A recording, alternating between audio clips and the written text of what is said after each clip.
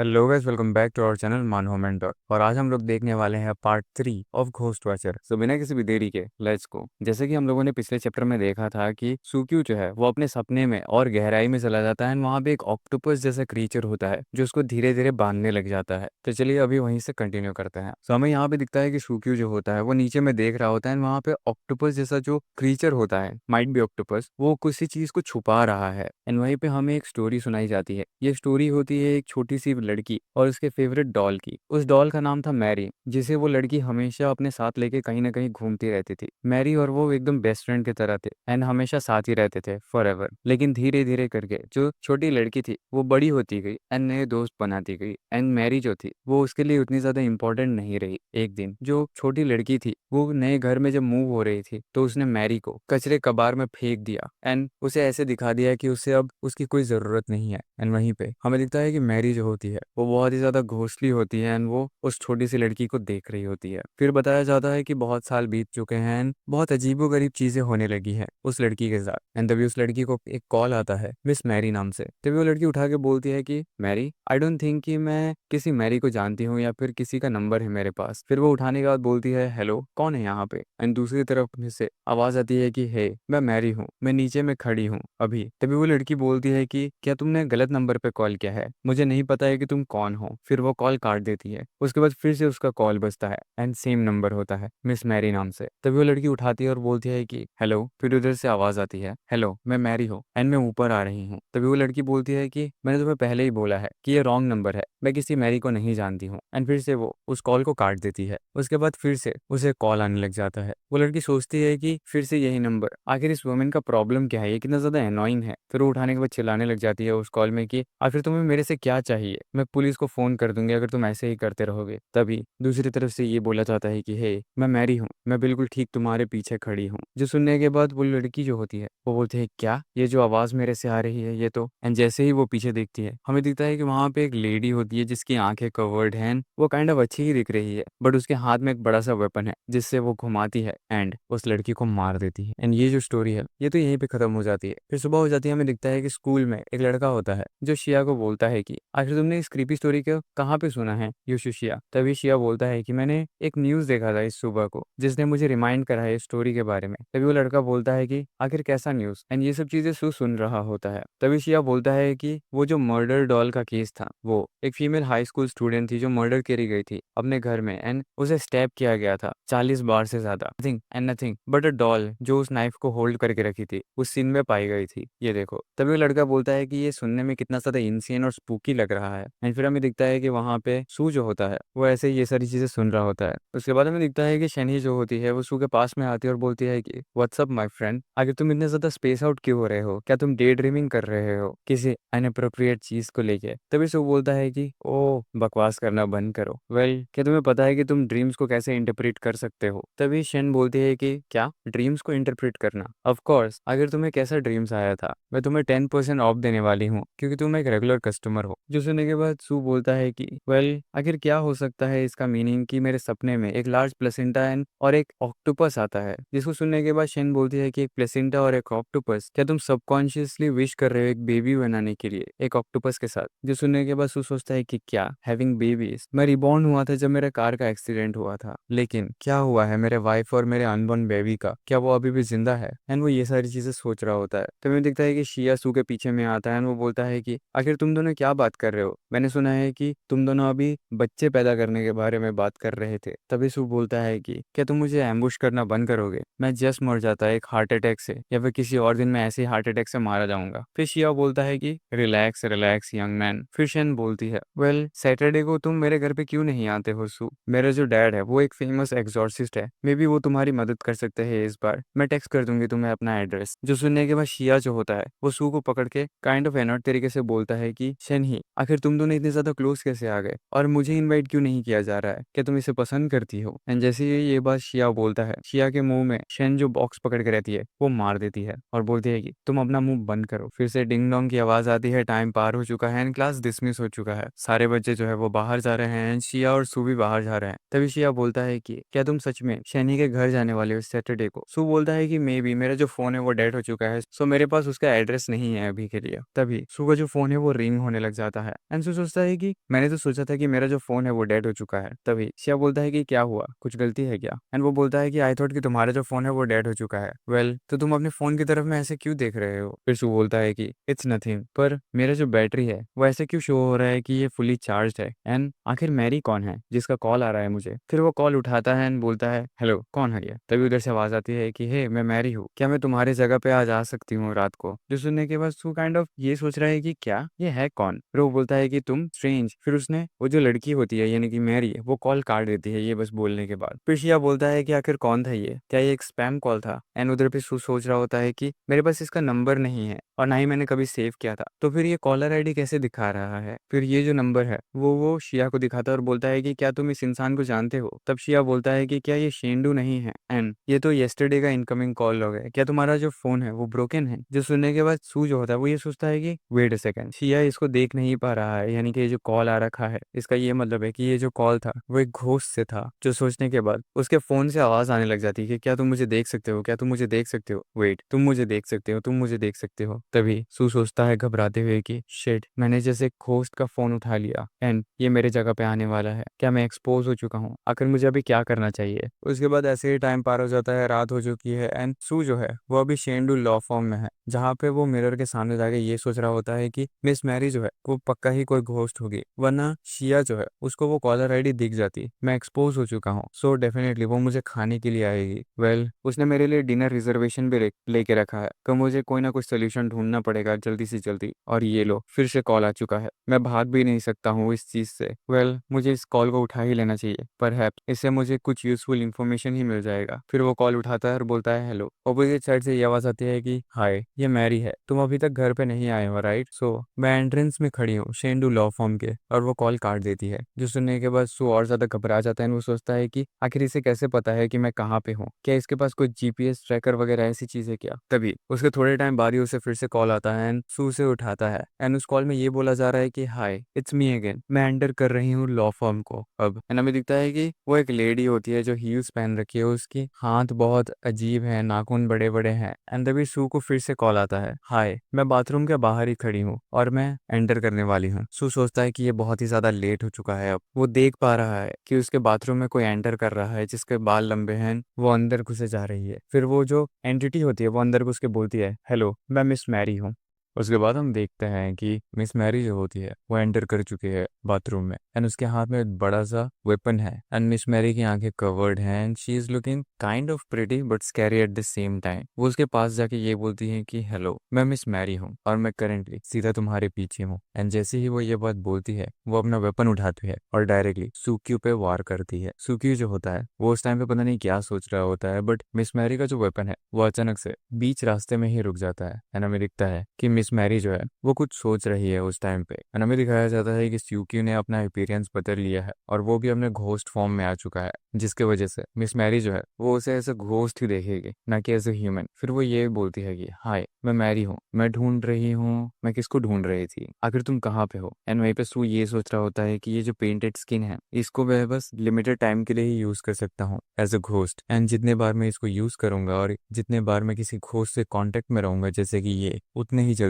मैं अपने human form में आ जाऊंगा। एंड अभी हम देखते हैं कि मिस मैरी जो होती है वो इधर उधर देखने लग जाती है और वो ये बोल रही होती है कि मैं मिस मैरी हूँ, आखिर तुम कहाँ पे हो, आखिर तुम हो कहाँ पे? एंड वहीं पे सू ये सोच रहा होता है कि मुझे जल्दी से जल्दी यहाँ से निकलना पड़ेगा, इससे पहले कि मेरा जो पेंटेड स्किन है वो अपना काम करना बंद करे। एंड जैसे ही वो ये चीजें सोच रहा होता है उसका जो स्किन है वो टूटने लग जाता है एंड वो ये सोचता है कि नहीं, ये फिर से हो रहा है। एंड जैसे ही उसका स्किन टूट रहा होता है मिस मैरी जो होती है वो इस चीज को नोटिस करती है एंड सू सोचता है कि शिट, इसने नोटिस कर लिया है इतनी जल्दी। मिस मैरी का जो फेस है वो और ज्यादा घोस्टली होने लग जाता है एंड वो बोलती है कि मैंने तुम्हें ढूंढ लिया, अब मरो। फिर वो अपने वेपन से डायरेक्टली उस पर वार करती है, बट जैसे तैसे करके सू से डॉच करता है, थोड़ा सा बच जाता है। वो ये सोचता है कि ये बहुत ही ज्यादा क्लोज था, मैं ऑलमोस्ट मारा गया था। मैरी ये बोल रही होती है कि तुम यहाँ पे हो, अब मैं तुम्हें खा जाऊंगी, सबसे पहले मैं तुम्हें मारूंगी। सू सोच रहा होता है वहां पे घबराते हुए कि मिस मैरी जो है ये बहुत ही ज्यादा एग्रेसिव है उन घोस्ट से जिन्हें मैं पहले मिला हूँ। मैं जो मेरा पेंटेड स्किन है उसे 2 और बार यूज कर सकता हूँ। एंड फिर हमें दिखता है कि वो अपना जो पेंटेड स्किन है उसे फिर से लगाता है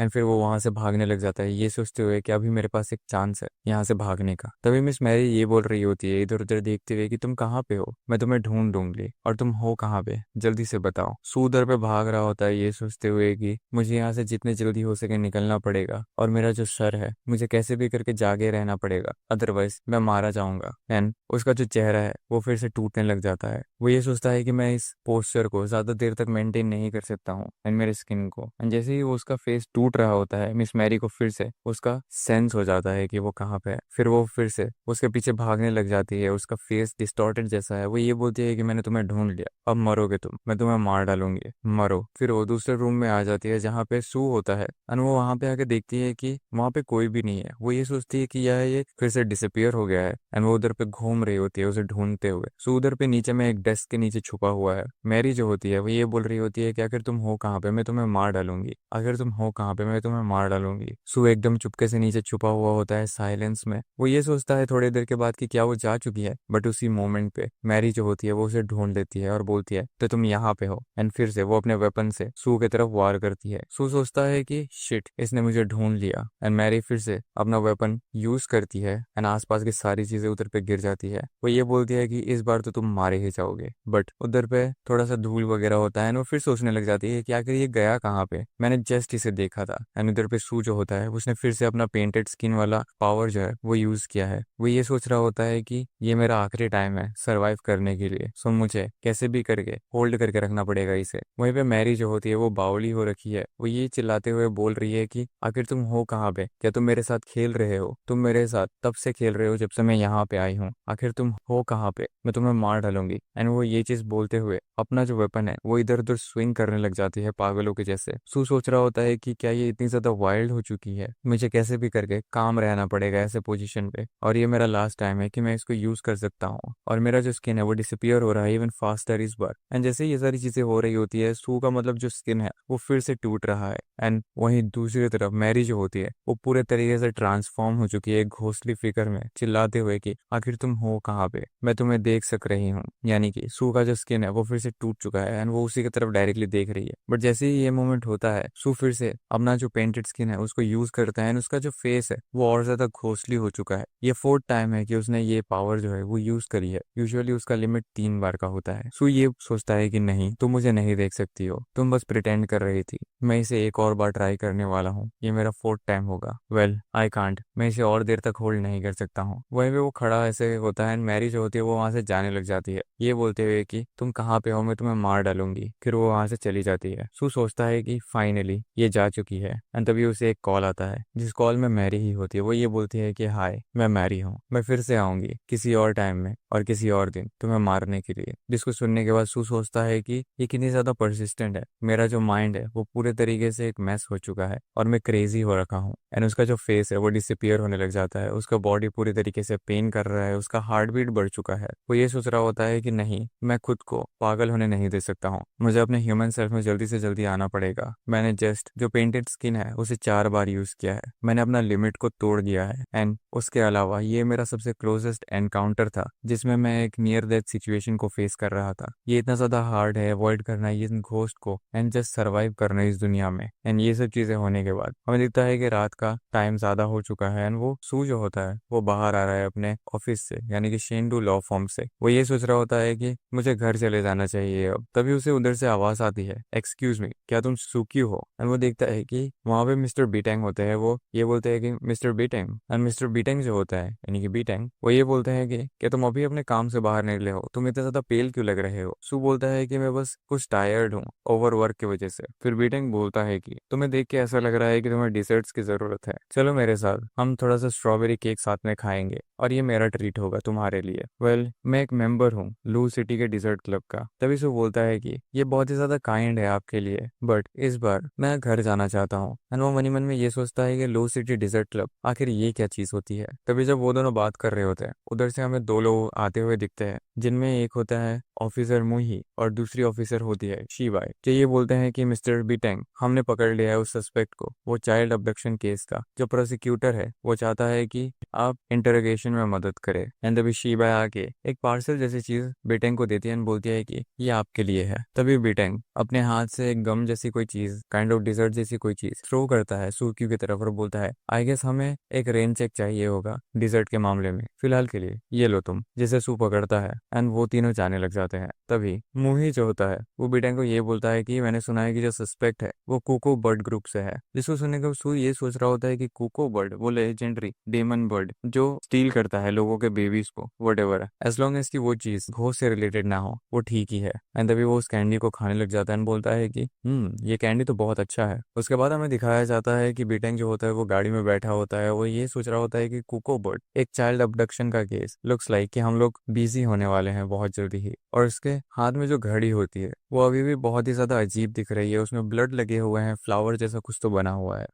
उसके बाद हम देखते हैं कि उस इंसिडेंट के बाद 3 दिन बीत चुके हैं एंड वहाँ पे सुक्यू जो होता है वो अपने बेड पे ही होता है एंड उसका फोन जो है वो बजने लग जाता है। वो जैसे ही अपने कॉल को उठाता है फोन से ये आवाज आती है कि हाय, ये मैं हूँ मिस मैरी, मैं तुम्हारे घर में आज रात को आने वाली हूँ। जो सुनने के बाद सू जो होता है वो काइंड ऑफ एनॉयड होता है और वो अपना फोन फेंक के ये सोचने लग जाता है कि फिर से ये हर रोज मेरे घर पे आने लगी है और ये इसका नाइटली रूटीन बन चुका है। मैं हमेशा उससे पीछे भागता हूँ, उसके बाद मैं फिर से अपना जो चेहरा है उसे पेंटेड घोस्ट में बदल देता हूँ जिसकी वजह से मैं बच जाता हूँ। ये जो मेरा पेंटेड स्किन है उसे मैं हर रात यूज कर रहा हूँ। अगर मैं इसे ऐसे ही यूज करते रहूंगा तो मैं जिंदा तो रह जाऊंगा बट मेरे पास जितना भी एनर्जी है वो कम्प्लीटली ड्रेन हो जाएगा। एंड ये सब सोचने के बाद वो लेट जाता है। उसके बाद तभी उसका फिर से फोन वाइब्रेट करने लग जाता है एंड वो देखता है कि शिनी जो है उसने उसे लोकेशन भेजा है फूजिन श्राइन का। जो देखने के बाद वो बोलता है कि सैटरडे, आज तो सैटरडे है, जिसका ये मतलब है कि जो फूजिन श्राइन है मैं वहां पे जाऊंगा तो वो मुझे बचा लेगा। उसके बाद हम देखते हैं कि सू जो होता है वो फूजिन श्राइन के पास में पहुंच जाता है अपने जीपीएस लोकेटर के मदद से एंड वो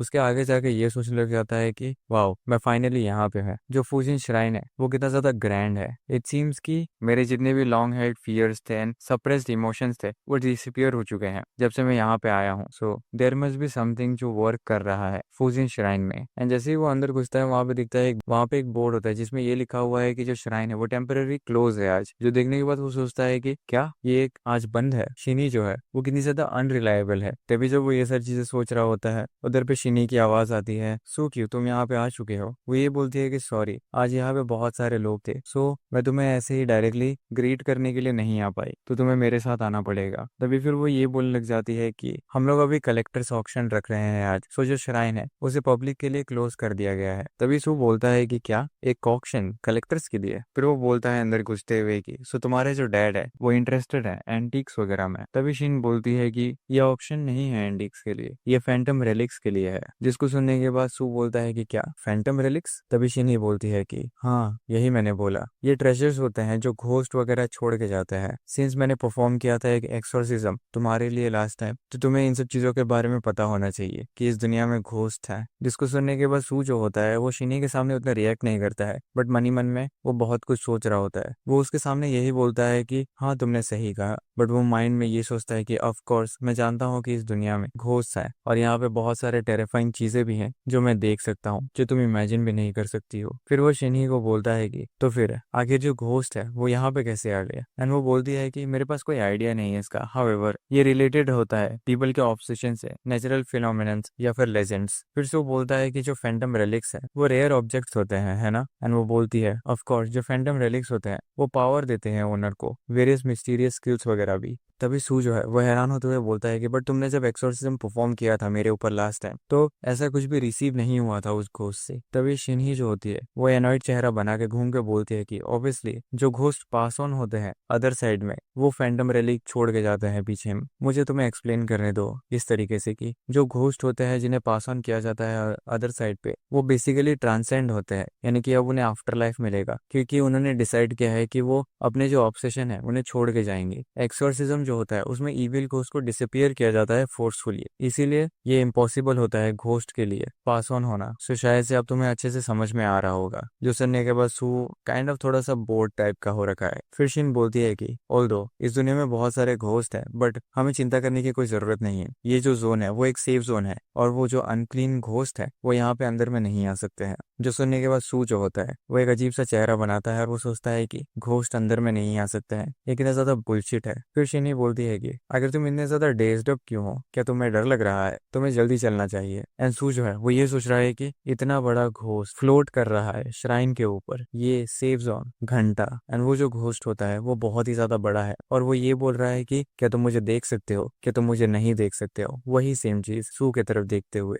एंड वो सोच रहा होता है कि आई गेस इवन जो फूजिन श्राइन है वो भी मेरी मदद नहीं कर पाएगा। शिनी बोलती है कि चलो चलते हैं, मैं तुम्हें ऑक्शन की तरफ लेके जाती हूँ, वो अभी बहुत खचाखच भरा हुआ होगा। जिसको देखने के बाद सू बोलता है कि वाओ, यहाँ पे तो बहुत सारे लोग हैं, क्या ये सब नेक्रोमेंसर्स है? एंड यहाँ पे फॉरेनर्स वगैरह भी है। जो फैंटम रेलिक ऑक्शन होता है वो बहुत ही ज्यादा रेयर होता है ना। शनी बोलती है कि जितने भी लोग यहाँ पे हैं इस ऑक्शन में, वो देख सकते हैं और कम्युनिकेट कर सकते हैं स्पिरिट्स के साथ। उन्होंने ट्रेवल किया है यहाँ पे ऑल ओवर द वर्ल्ड ताकि ये अटेंड कर सके इस ऑक्शन को। सो बोलता है कि आई सी। तभी वो लोग फिर अंदर आ जाते हैं जहाँ पे असली ऑक्शन हो रहा है। शनी बोलती है कि फाइनली हम लोग यहाँ पे पहुंच चुके हैं। ये एक रेयर फैंटम रेलिक है। वेल, ये बहुत ही ज्यादा रेयर होता है कि तुम्हें कोई फैंटम रेलिक ऐसे नॉर्मली मिलेगा। सो जो ओनली वे है इन सबको ढूंढने के लिए वो होता है कि हम किसी और कलेक्टर को मिले। फिर सू बोलता है कि आखिर ये जो कलेक्टर है वो है कहाँ पे, और वो आखिर है कौन? शिनी बोलती है कि मैं एक स्पेसिफिक पर्सन के बारे में बात नहीं कर रही हूँ। यूजुअली इसके पीछे एक ग्रुप या फिर एक ऑर्गेनाइजेशन होता है जो स्पेशल मेथड्स यूज करके कलेक्ट करते हैं इन फैंटम रेलिक्स को। तुम्हें पता भी नहीं चलेगा कि आखिर ये जो सर्कल है उसके अंदर में कितने सारे लोग फैंटम रेलिक्स के पीछे पड़े हुए हैं।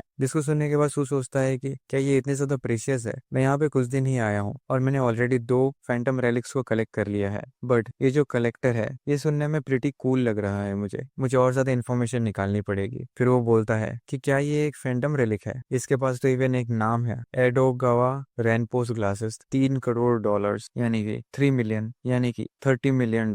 जिसको सुनने के बाद फिर शनी बोलती है कि तुम प्रोबेबली नहीं देख पा रहे होगे कि अंदर में क्या है। रेगुलर पीपल जो होते हैं वो फैंटम रेलिक्स को नहीं देख पाते हैं। इवन मैं भी यहाँ पे मोस्ट ऑफ द आइटम्स को नहीं देख पाती हूँ। ओनली जो लोग होते हैं जिनके पास हाई लेवल सोनिक पावर्स होते हैं वही इनको देख पाते हैं। जिसको सुनने के बाद सू बोलता है कि वेल, मैं बस नाम्स को चेक कर रहा हूँ एंड जो प्राइसेस है उनको। एंड वो मनी मन ये सोच रहा होता है कि एक्चुअली मैं यहाँ के हाफ ऑफ द आइटम्स को एक्चुअली देख पा रहा हूँ। फिर वो शिनी की तरफ देखते हुए बोलता है कि तो फिर ये जो कलेक्टर्स है वो बहुत अच्छे होंगे एक्सरसाइजिंग में घोस्ट को, राइट? तभी शिनी बोलती है कि मैं श्योर नहीं हूँ, क्योंकि ये लोग जो होते हैं वो बहुत ही ज्यादा मिस्टीरियस होते हैं, बट ये लोग बहुत ज्यादा पावरफुल होंगे अगर ये ऐसे फैंटम रेलिक्स को लेके रखते हैं तो। फिर सू बोलता है कि क्या पीपल इन्हें खरीदते हैं जो लोग इन्हें देख भी नहीं पाते हैं? तो तभी शिनी बोलती है कि वेल, इसे तुम इस तरीके से देख रहे हो, क्या ये एग्जिस्ट नहीं करते हैं या फिर बस तुम देख नहीं पा रहे हो इसे? एंड जैसे ही वो ये बात बोलती है हमें दिखता है कि एक लड़की छोटी सी आती है और वो बुला रही होती है शनी को और बोलती है कि मिस्टर ही तुम्हें ढूंढ रहे हैं। फिर शनी बोलती है कि मुझे जाना पड़ेगा, मेरे जो डैड है वो मुझे ढूंढ रहे हैं, तुम्हें आसपास ऐसे घूम लेना चाहिए, मैं तुम्हें बाद में ढूंढूंगी एंड मेरे डैड से बोलूंगी तुम्हारी मदद करने के लिए, तुम्हारे वो ड्रीम इंटरप्रिटेशन की वजह से। एंसू बोलता है कि ठीक है, ग्रेट। फिर वो आसपास में ऐसे घूमने लगता है एंड सोचने लगता है कि लेट्स सी कि आखिर यहाँ पे हमारे पास क्या है। फिर वो वहाँ पे एक कैट को देखता है जिसका नाम है सोसुकीज कैट, जिसका जो प्राइस है वो है $4 मिलियन। वो ये सोचता है कि ये कितना ज्यादा एक्सपेंसिव है। फिर वो और ज्यादा एक्सपेंसिव चीज को देख के ये सोचता है कि डैम, ये तो और एक्सपेंसिव है, जो होता है शिजुकोस कॉम, $70 मिलियन। एंड वहीं पे दूसरी तरफ एक और चीज होती है जिसमें कोई प्राइस लेबल ही नहीं होता है, जिसका नाम है हीरो किंग्स ट्रेजर हाउस, जिसका जो प्राइस है वो ऑक्शन स्टार्ट होने पे नेगोशिएट किया जाएगा। फिर उसे एक चीज दिखती है जिसको देख के वो ये सोचता है कि ये तो सबसे चीपेस्ट आइटम होगा यहाँ पे, जिसका नाम है फ्रीमेंस क्रोबार, जो बस $30 का था। जिसको देखते ही वो ये सोचता है कि प्रोबेबली बस यही एक चीज है जिसको मैं अफोर्ड कर सकता हूँ यहाँ पे। आई वंडर, क्या ये क्रोबार था जिसने कंपनी किया था डॉक्टर गॉर्डन फ्रीमैन को जब उन्होंने एलियन से फाइट किया था? एंड वहीं पे दूसरी तरफ वो एक बॉक्स को देखता है जो खाली होता है, जिसको देखने के बाद वो ये सोचता है कि द ग्रेट इंपीरियल क्राउन, क्या एक्चुअल में वो यहाँ पे है या बस मैं देख नहीं पा रहा हूँ इस चीज को? तभी पीछे से आवाज आती है कि एक्सक्यूज मी, मिस्टर हांस एंडरसन जो है वो यहाँ पे आ चुके हैं तुम्हें ग्रीट करने के लिए। एंड वहां पे हमें दिख रहा होता है एक शख्स जिसकी अपियरेंस थोड़ी सी अजीब है, क्योंकि उसका पैर एक नहीं है एंड बस एक फेक पैर लगाया हुआ है, और वो सुक्यू की तरफ देख रहे हैं। सू घूम के बोलता है कि हेलो, मेरा नाम सुक्यू है एंड आप? एंड वो शख्स बोलता है कि मैं होस्ट हूँ इस ऑक्शन का, तुम मुझे कलेक्टर बुला सकते हो। तभी सू बोलता है कि तो आप है वो कलेक्टर, सो जितने भी यहाँ पे फैंटम रेलिक्स हैं वो आपके हैं? एंड कलेक्टर बोलता है कि यस ऑफ कोर्स मेरे हैं, क्या तुम मेरे साथ थोड़े दूर के लिए वॉक पे चलना पसंद करोगे? फिर वो लोग जब चल रहे होते हैं तभी कलेक्टर बोलता है कि मैं तुम्हारे अंदर से सियोनिक पावर तो सेंस नहीं कर पा रहा हूँ, बट मैं ये सेंस कर पा रहा हूँ कि तुम कैरी कर रहे हो स्ट्रॉन्ग पावर्स एंड तुम घोस्ट को भी देख पाते हो, जो कि बहुत ही ज्यादा रेयर है। जो सुनने के बाद सू सोचता है कि इवन शेन ही नहीं बोल पा रही थी कि मैं घोस्ट को देख पाता हूँ या नहीं, बट ये बोल पा रहा है। क्या इसका ये मतलब है कि ये भी उन सब चीजों को देख पाते हैं? उसके बाद सू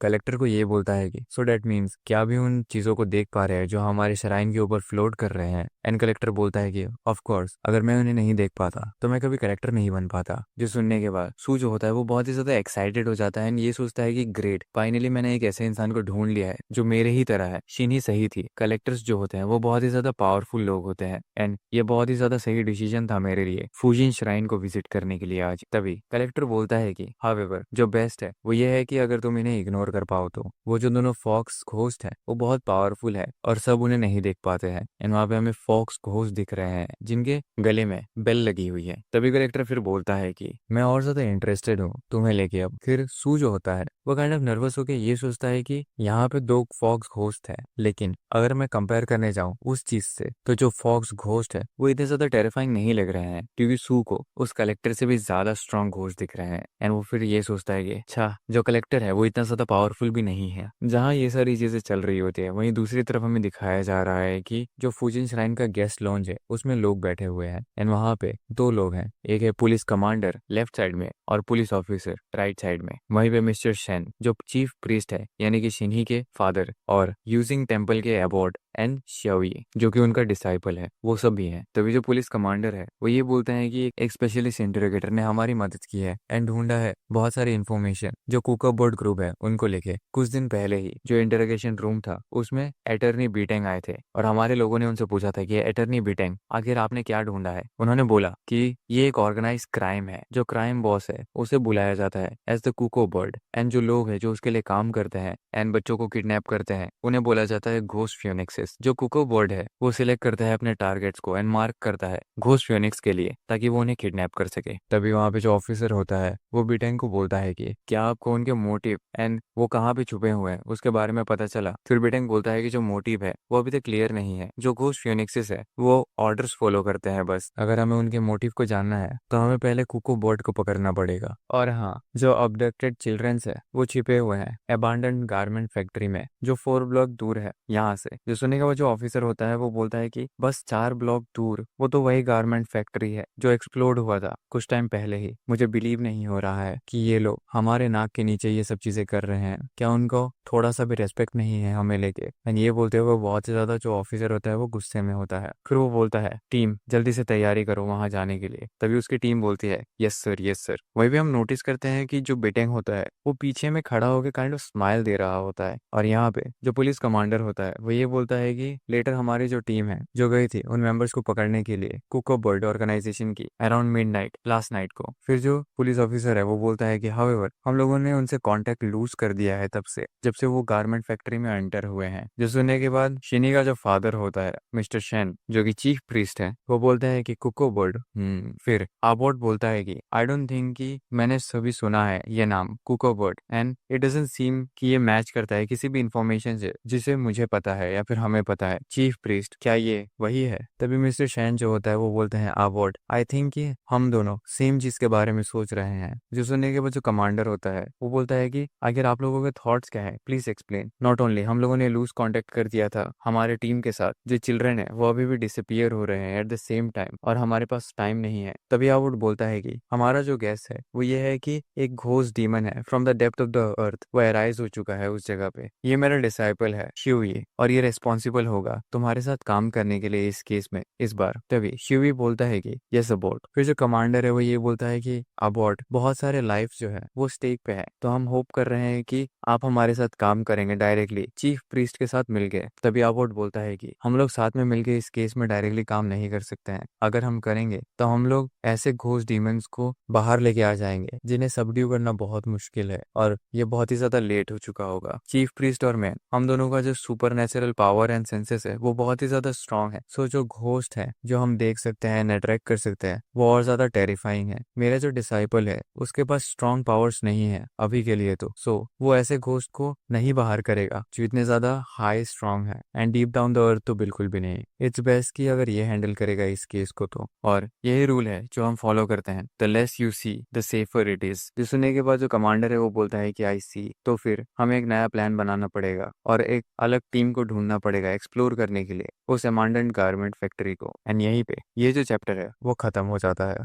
उसके बाद हम देखते हैं कि सूक्यू और जो कलेक्टर होता है वो लोग वहां पे आ जाते हैं जहाँ पे ऑक्शन चल रहा है। एंड कलेक्टर बोलता है कि जो ऑक्शन है वो अभी तक स्टार्ट हो चुका होगा तो चलो चेकआउट करते हैं उसे, क्या तुम इंटरेस्टेड हो किसी भी फैंटम रेलिक्स में। तभी सू बोलता है कि मैं जस्ट एक पोर स्टूडेंट हूँ, मैं अफोर्ड नहीं कर सकता हूँ कुछ भी, इवन अगर मैं इंटरेस्टेड रहूंगा तब भी। तभी कलेक्टर बोलता है कि दैट्स ओके, अगर तुम्हें कोई भी चीज पसंद आ रही है तो मैं तुम्हें ऐसे ही उसे एज ए गिफ्ट दे दूंगा क्योंकि मैं एक कलेक्टर हूँ, सो मेरे पास मोर देन इनफ मनी है। एंड वहां पे हमें दिख रहा होता है कि फैंटम रेलिक्स का बिडिंग चल रहा है जहाँ पे ये बोला जा रहा है कि $3 बिलियन का है और एक शख्स $3 बिलियन देने के लिए तैयार हो चुका है। वहीं पे दूसरा शख्स बोलता है कि मैं 3.5 बिलियन दूंगा, और जिसके बारे में बिडिंग चल रही है उसका नाम है रिंग ऑफ थॉर्न्स, जिसका प्राइस जो है वो बहुत ही ज्यादा है। जिसको देखने के बाद सू बोलता है कि आखिर ये क्या है क्योंकि उसे वो दिख नहीं रहा है। तभी करेक्टर बोलता है कि ओ ये एक्चुअली इसके अंदर में कुछ भी नहीं है, मैंने जस्ट इसका नाम ऐसे ही मेड अप कर दिया था। जो सुनने के बाद सू थोड़ा सा हैरान होता है और वो बोलता है कि वाओ, क्या तुम चिंतित नहीं हो कि कोई घोस्ट तुमको लेके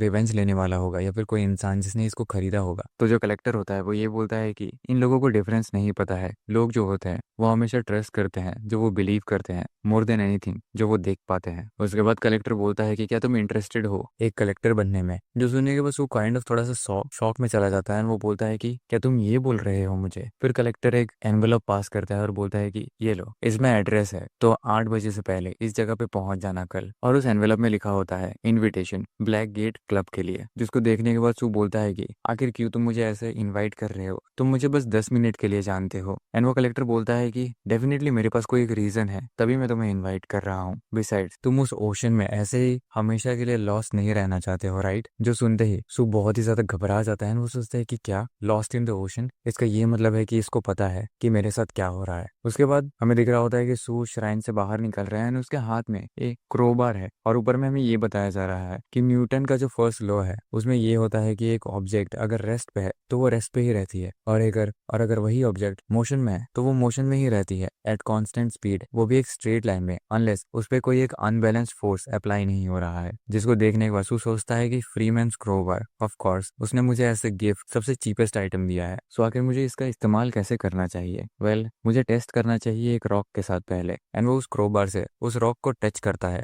तभी फ्रीमैन्स क्रोबार जो इफेक्ट है physical law distortion inertia elimination ये स्टार्ट हो जाता है, जिसकी वजह से जब वो उस पत्थर को ऊपर फेंकता है वो ऊपर जाने की जगह में नीचे गिर जाती है। जो देखने के बाद उसका दिमाग स्ट्राइक करता है एंड वो सोचता है कि मैंने ट्राई किया इस रॉक को ऊपर फेंकने के लिए यानी कि हवा में, बट ये नीचे गिर गया डायरेक्टली बिना ऊपर गए क्योंकि इसने अपना इनर्शिया जो है वो लूज कर दिया है। क्या इसका ये मतलब है कि ये जो फैंटम रेलिक है वो कम्प्लीटली एनिमिलेट कर सकता है, वो कम्प्लीटली एलिमिनेट कर सकता है आइटम के एनर्जिया को। क्या मुझे और बार इसको ट्राई करना चाहिए? वेल करना ही चाहिए। उसके बाद 10 मिनट ऐसे ही पार हो चुका है एंड सू जो है वो बहुत सारे टेस्ट कर चुका है। वो फिर सोचता है कि फाइनली मैं समझ पा रहा हूँ कि आखिर इसे कैसे इस्तेमाल करना है इतने सारे ट्राइस के बाद। इवन मैंने खुद को भी हिट करके इससे देखा है। नॉट ओनली ये जो क्रोबार है इस पे स्पेशल इफेक्ट्स है, ये ऑल्सो मेटल से बना हुआ है, सो अगर मैं किसी चीज को हिट करूंगा तो उसे चोट लगने वाली है। ये एलिमिनेट कर देता है इनर्शिया को और फ्रीज कर देता है उस आइटम को जिसने इसे टच किया है थोड़े टाइम के लिए। और ये इफेक्टिव होता है लार्जर आइटम्स में सबसे ज्यादा। अगर मैं हिट करूंगा एक आइटम को ज्यादा फोर्स से तो ये जो इफेक्ट है वो लॉन्गर टाइम के लिए लास्ट करता है, बट अगर मैं किसी चीज को रिपीटेडली हिट करते रहूंगा तो जो इफेक्ट है वो स्टैक नहीं हो पाता है। आई वंडर ये जो क्रोबार है वो घोस्ट में काम करेगा कि नहीं। फिर वो ऐसे ही श्राइन से बाहर निकल रहा है और वो सोच रहा है कि मुझे इस दुनिया से अगर सर्वाइव करना है, मुझे इस दुनिया में अगर सर्वाइव करना है तो मुझे वो सारे हेल्प की जरूरत पड़ेगी जो मैं ढूंढ पाऊंगा। फिर जब वो गुजर रहा होता है वो देखता है कि वहां पे एक घोस्ट लटका हुआ है और वो ऐसे ही झूल रहा है। वो सू की तरफ देखते हुए ये बोलता है कि क्या तुम मुझे देख सकते हो, क्या तुम मुझे नहीं देख सकते हो। सू सोचता है कि ये कितना ज्यादा डिस्कस्टिंग है। मुझे जाने से पहले इस क्रोबार का जो पावर है वो इस पे भी ट्राई करके देख ही लेना चाहिए। फिर वो घूमता है एंड डायरेक्टली उस घोस्ट को हिट करता है बहुत गंदे तरीके से। तभी जो फ्रीमैन क्रोबार का इफेक्ट है, physical law distortion, inertia elimination, वो स्टार्ट हो जाता है, जिसके वजह से वो जो झूल रहा घोस्ट होता है वो एक जगह पे अटक जाता है। जिसको देखने के बाद सू सोचता है कि ग्रेट, ये घोस्ट पे भी काम करता है, मेरे पास एक और वेपन आ चुका है। फिर वो मारने के बाद दूर पे जाके श्राइन के पीछे ही छुप जाता है एंड देखने लग जाता है कि कितने देर तक ये फ्रोजन रह सकता है। उसके थोड़े टाइम के बाद ही वो घोस्ट फिर से हिलने लग जाता है। तभी सू बोलता है कि ग्रेट, ये फ्रोजन रहा था 1 मिनट के लिए। वैसे भी मुझे जाके मेमोराइज करना है street of the commercial district आज एनीवे, सो मुझे जाना चाहिए एंड कुछ और घोस्ट को ऐसे ही मारना चाहिए और देखना चाहिए कि ये जो क्रोबार है वो और क्या क्या चीजें करता है। तभी वो कमर्शियल डिस्ट्रिक्ट में पहुंच जाता है एंड वो बहुत सारे घोस्ट को मारने लग जाता है, अलग अलग, छोटा बड़ा जो भी उसको मिल रहा होता है। फिर वो आगे जाने के बाद सोचता है कि ये डिफरेंटली वर्क करता है depending on the size of the ghost. ये बेटर वर्क करता है लार्जर घोस्ट में एंड फ्रीज करता है उन लोगों को कम्प्लीटली। जो स्मॉलर घोस्ट होता है वो थोड़ा बहुत तो मूव कर पाते हैं, बट जो इफेक्ट है वो स्मॉलर घोस्ट में लॉन्गर पीरियड के लिए काम करता है। आई थिंक ये जो मेरा क्रोबर है उसको मैं अच्छे से यूज कर पाऊंगा। फिर हमें दिखता है कि वो एक टेलीफोन बूथ में घुस रहा होता है जहाँ पे वो मिनी श्राइन है। वो उस श्राइन को देखने के बाद बोलता है कि ओके मिनी श्राइन, फाइनली मैंने मेमोराइज कर लिया है एक और एरिया को मेरे सर पे। आई होप कि मैं मेमोराइज कर सकता हूँ होल लाओ सिटी को बहुत जल्दी ही, जिसकी वजह से मैं सेफ रहूंगा। मुझे कल रात को ब्लैक गेट क्लब में जाना है एंड मैं तभी मेमोराइज कर लूंगा उस एरिया को भी जब मैं वहां पे जाऊंगा। फिर ऐसे ही करके दूसरा दिन आ जाता है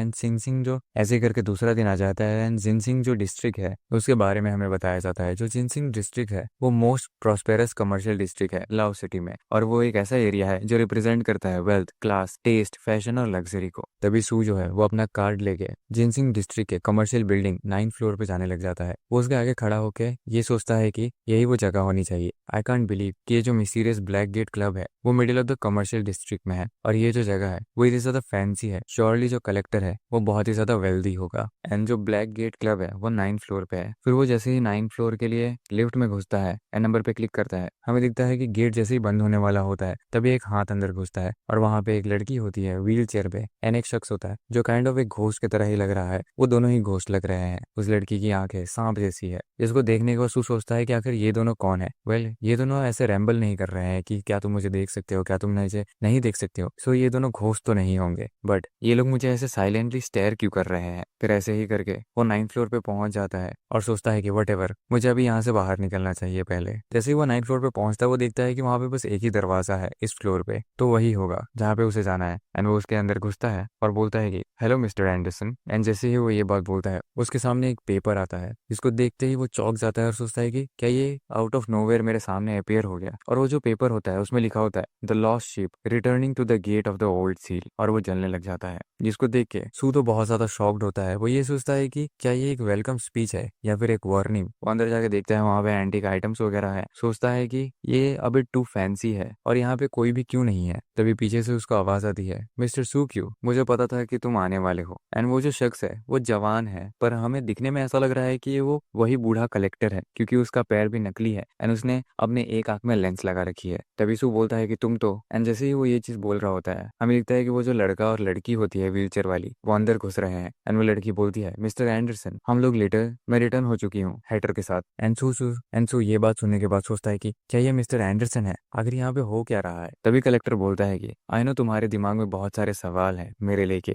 बट सबसे पहले मैं तुम्हें इंट्रोड्यूस कराना चाहता हूँ इन सब लोगों से। ये जो लड़की है ये एलिस है और ये हमारे लाओ सिटी डायरेक्टर है। ये इंचार्ज है ब्लैक गेट क्लब की एक्टिविटीज की इधर लाओ सिटी में ही, एंड ये इसका असिस्टेंट है हैटर। फिर वो उनको सूक्यू से इंट्रोड्यूस कराता है, बोलता है कि ये न्यू कमर है जिसने ज्वाइन किया है, जिसे मैंने इन्वाइट किया है ज्वाइन करने के लिए हमारे क्लब को। तभी हैटर जो होता है वो अपना हैट हटाता है और वो बहुत ही ज्यादा घोस्टली लग रहा है। फिर कलेक्टर बोलता है कि एलिस जो है वो one of black gate club की डायरेक्टर है और इसका सियोनिक पावर जो है वो बहुत ही ज्यादा स्ट्रांग है। इट्स ऑलमोस्ट एट द माहो लेयर जो कि डीप सी में है। एलिस को वंडरलैंड इमॉर्टल भी बुलाया जाता है क्योंकि ये ओवर 200 साल से ज्यादा एग्जिस्ट कर रही है। जो सुनने के बाद जब सू शॉक में ही होता है तभी एलिस जो होती है वो ये बोलती है कि मिस्टर एंडरसन अभी लेट हो रहा है, अब मैं सारी चीजें तुम्हारे ऊपर ही छोड़ने वाली हूँ और मैं अपने रूम में जा रही हूँ। जो सुनने के बाद सू सोचता है कि ये कितनी ज्यादा एलॉफ है। तभी कलेक्टर यानी कि मिस्टर एंडरसन जो होता है वो ये बोलता है कि श्योर, सारी चीजों को तुम मेरे ऊपर छोड़ दो। सू उधर पे सोच रहा होता है कि क्या लोग सच में 200 साल तक जिंदा रह सकते हैं। तभी कलेक्टर बोलता है कि एलिस का Phantom relic crazy Wonderland and March rabbit pocket watch है, वो फ्रीज कर सकती है टाइम को और अपने एज को। जो सुनने के बाद सो और ज्यादा शॉक हो जाता है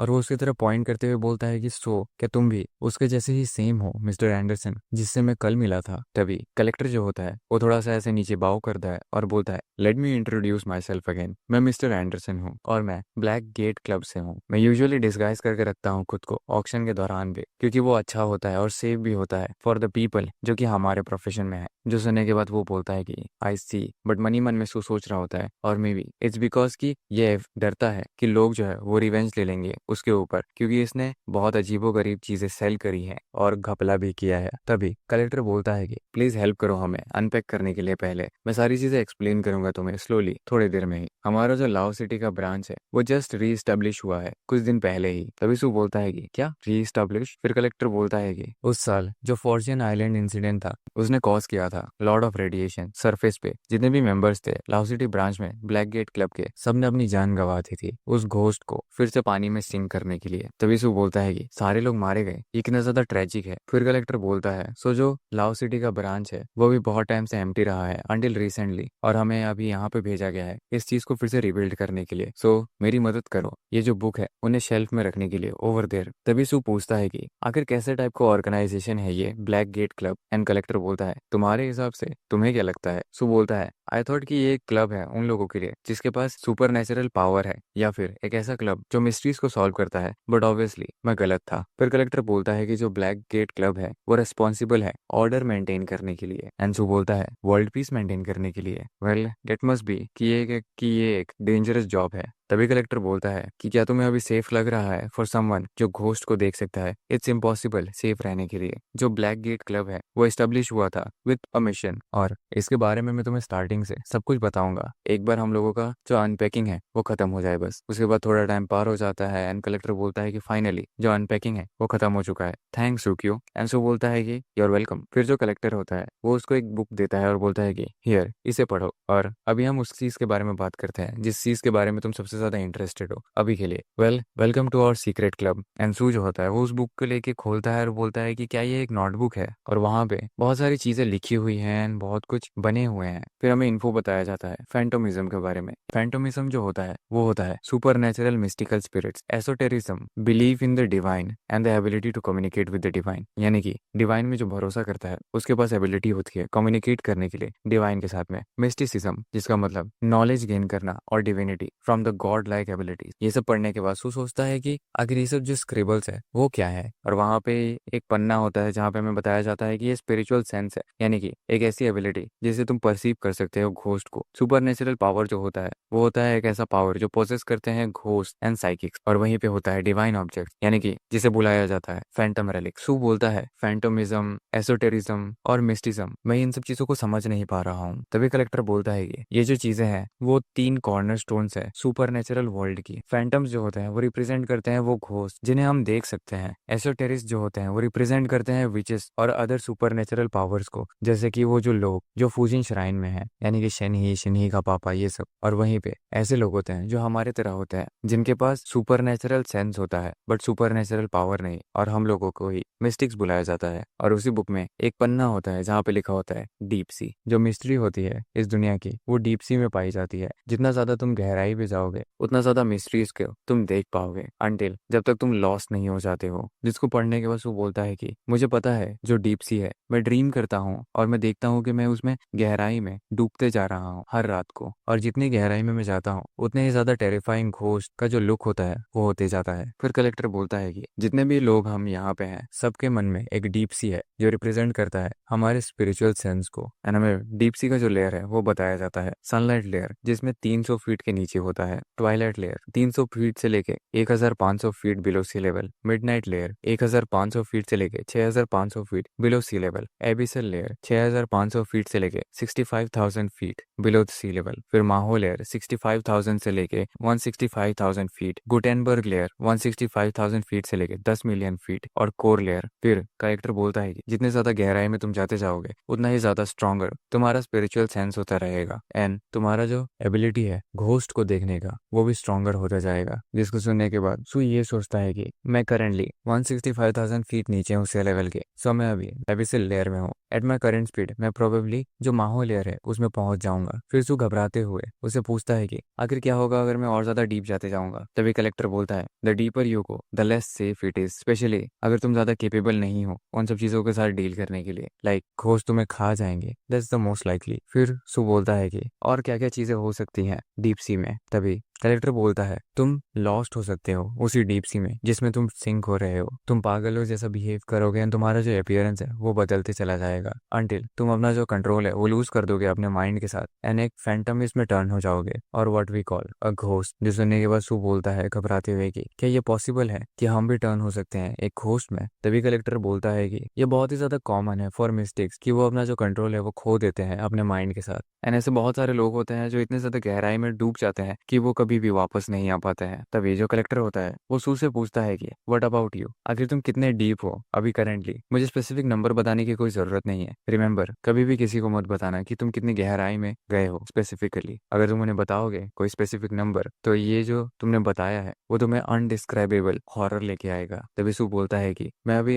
एबिसल लेयर में हूँ। जिसको सुनने के बाद कलेक्टर बोलता है कि क्या तुम बहुत ही ज्यादा फॉरगेटफुल हुए हो लेटली। सू बोलता है कि क्या ये वो एल्जाइमर का सिम्टम नहीं है, बट नहीं मैं अभी कोई भी ऐसी चीजें भूल नहीं रहा हूँ या फिर ऐसा कोई सिम्टम नहीं दिख रहा है। जो सुनने के बाद कलेक्टर काइंड ऑफ थोड़ा सा रिलीफ फील करके बोलता है कि तो तुम अभी सेफ हो, बट तुम एक बहुत ही ज्यादा डेंजरस लेयर में हो। तुम्हें एक एंकर की जरूरत पड़ेगी खुद को रोकने के लिए कि तुम डूब ना जाओ, कि तुम लॉस ना हो जाओ। जो सुनने के बाद सू बोलता है कि क्या एक एंकर। तभी कलेक्टर जो होता है वो उसके सामने एक स्टोन जैसा चीज ला के दिखाता है और बोलता है कि आओ और विजिट करो मेरे डीप सी को, तभी मैं तुम्हें बताऊंगा कि आखिर एक एंकर होता क्या है। एंड जैसे ही वो उस पत्थर को देखता है उसका दिमाग में सवाल तो उठते हैं बट वो सडनली डूबने लग जाता है पानी में। और जब वो पानी में ऐसे ही रोता है वो ये सोचता है कि क्या ये मिस्टर एंडरसन का डीप सी है। सो यहाँ पे स्केल्स नहीं होते हैं नंबर्स के साथ किसी और के डीप सी में। और जब वो ऐसे पानी में होता है उसका कंधे पे कोई एक इंसान हाथ रखता है जो कि मिस्टर एंडरसन है, और उन्हीं के पीछे में होता है एक बड़ा सा घोस्ट। कलेक्टर बोलता है कि वेलकम मेरे डीप सी में, और सू जो होता है वो पीछे में देखता है उस घोस्ट को। तभी कलेक्टर बोलता है कि सू क्यों, ये मेरे एंकर लाइंस है, यानी कि ये जो लाइंस कनेक्टेड है वो सब। एक एंकर जो होता है वो एक स्पेशल लिंक होता है बिटवीन जो मिस्टिक होता है उसके और सरफेस वर्ल्ड के साथ। ये कंटेन करता है ग्रेटिट्यूड, बिलीव्स, बॉन्ड और other complex thoughts and consciousness भी। फिर जो कलेक्टर होता है वो दिखाने लग जाता है और बोलता है कि लोगों को अट्रैक्ट करना और बिलीव करना है इस डिवाइन में वो एक मेथड होता है क्रिएट करने के लिए एंकर को। जिसको सुनने के बाद सू बोलता है कि क्या तुम मुझे ये बोल रहे हो कि एक नया रिलीजन क्रिएट करना, आखिर ये पॉसिबल कैसे है इस दुनिया में। तभी कलेक्टर बोलता है कि अपना खुद का एंकर क्रिएट करना फ्रॉम स्क्रैच वो सबसे ज्यादा डिफिकल्ट एंड कॉम्प्लेक्स टास्क होता है। वो रिक्वायर करता है opportunities, beliefs, answers to prayers and for you to be deep enough within the sea. यानी कि तुम जितने गहराई में जाओगे उतना जो प्रोसेस होता है वो बहुत कॉम्प्लेक्स होता है और टाइम कंज्यूमिंग होता है। तो तुम्हें जरूरत पड़ेगी राइट टाइमिंग और लोकेशन की। As far as I know ऐसे बहुत ही कम लोग होते हैं जिन्होंने क्रिएट किया है अपना खुद का एंकर फ्रॉम स्क्रैच। फॉर्चुनेटली जो मिस्टिक्स होते हैं उन्होंने एक शॉर्टकट ढूंढ लिया है कई साल पहले ही।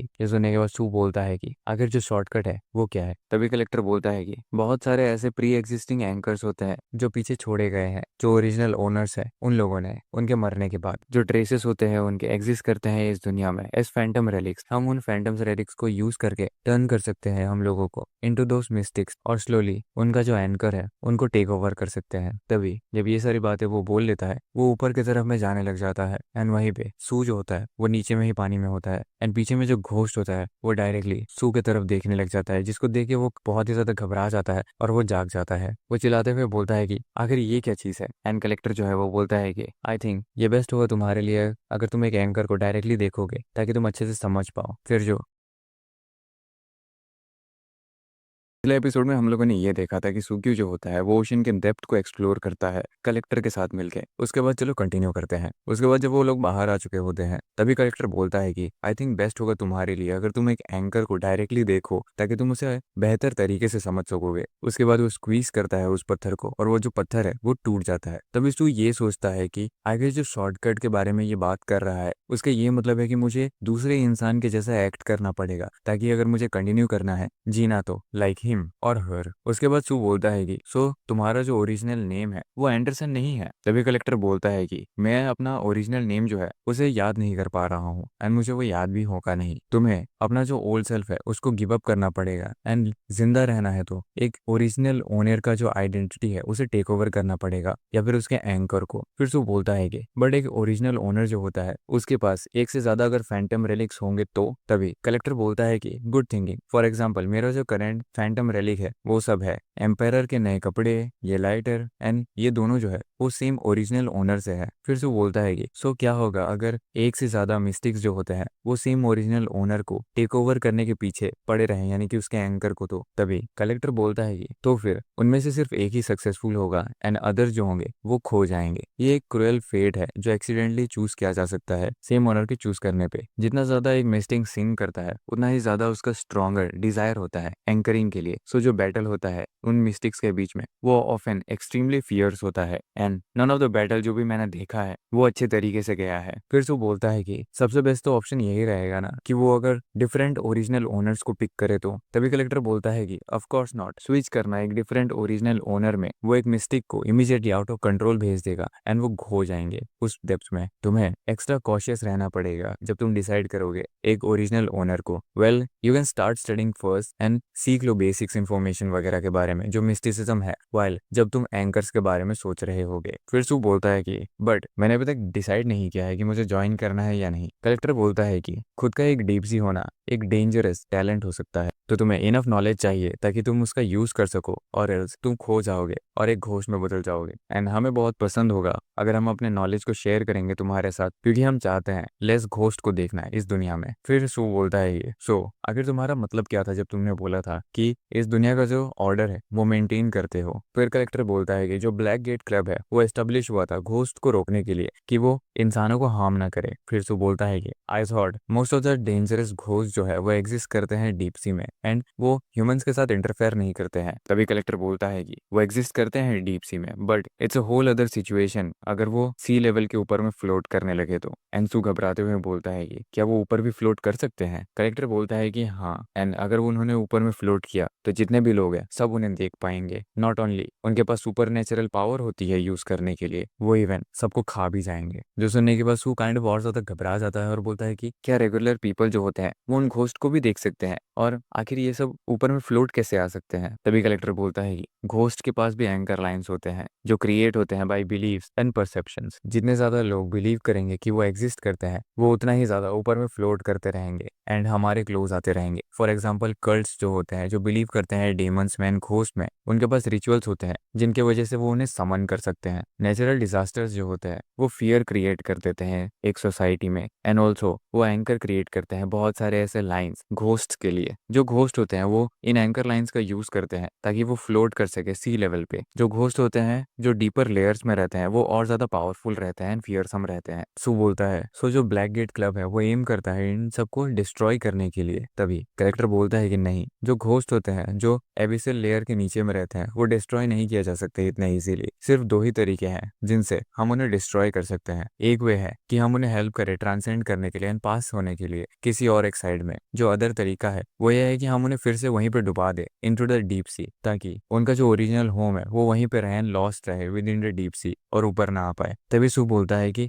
आखिर हम लोग उन्हें सिंक कैसे कर सकते हैं फिर से नीचे। एंड कलेक्टर सेस कि हम लोग डिस्ट्रॉय कर सकते हैं उनके बिलीव्स को जो घोस्ट पे बिलीव करते हैं, रिचुअल जो समन करते हैं उन्हें and their worshippers gathering place. तभी हम उनके जो एंकर लाइंस है उन्हें डिस्ट्रॉय कर सकते हैं। जिसको सुनने के बाद सू बोलता है घबराते हुए ही कि सो इट्स लाइक कि हम लोग एक क्रिमिनल ऑर्गेनाइजेशन में बस्ट इन करके उन्हें तबाह कर रहे हैं। उसके बाद कलेक्टर एक स्टोन दिखाते हुए बोलता है कि दूसरा वे जो है कि हम उन्हें सिंक कर सकते हैं वो ये है कि हम इस सेज स्टोन को यूज करके, एक सेज स्टोन जो होता है वो क्रिएट किया गया था एल्केमिस्ट के द्वारा, एक ऐसा स्टोन जो अलाउ करता है लोगों को ब्रीफली पियर करने के लिए into the lower depths of the deep sea. Not only ये अलाउ करता है हम लोगों को फैंटम रेलिक्स देखने के लिए जो कि हम कभी नहीं देख पाएंगे। ये ऑल्सो सर्व करता है एज ए मीडियम जो घोस्ट को नीचे में सिंक कर सकता है इनटू द डीप सी। उसके बाद कलेक्टर जो होता है वो काइंड ऑफ एक्साइटेड होता है एंड बोलता है सूक्यू की तरफ देखते हुए कि मेरे साथ चलो, मैं तुम्हें कुछ दिखाना चाहता हूँ। उसके बाद वो एक कैंडल स्टैंड को घुमाता है और वहीं पे एक खुफिया दरवाजा खुल जाता है। कलेक्टर बोलता है कि इस तरफ आओ।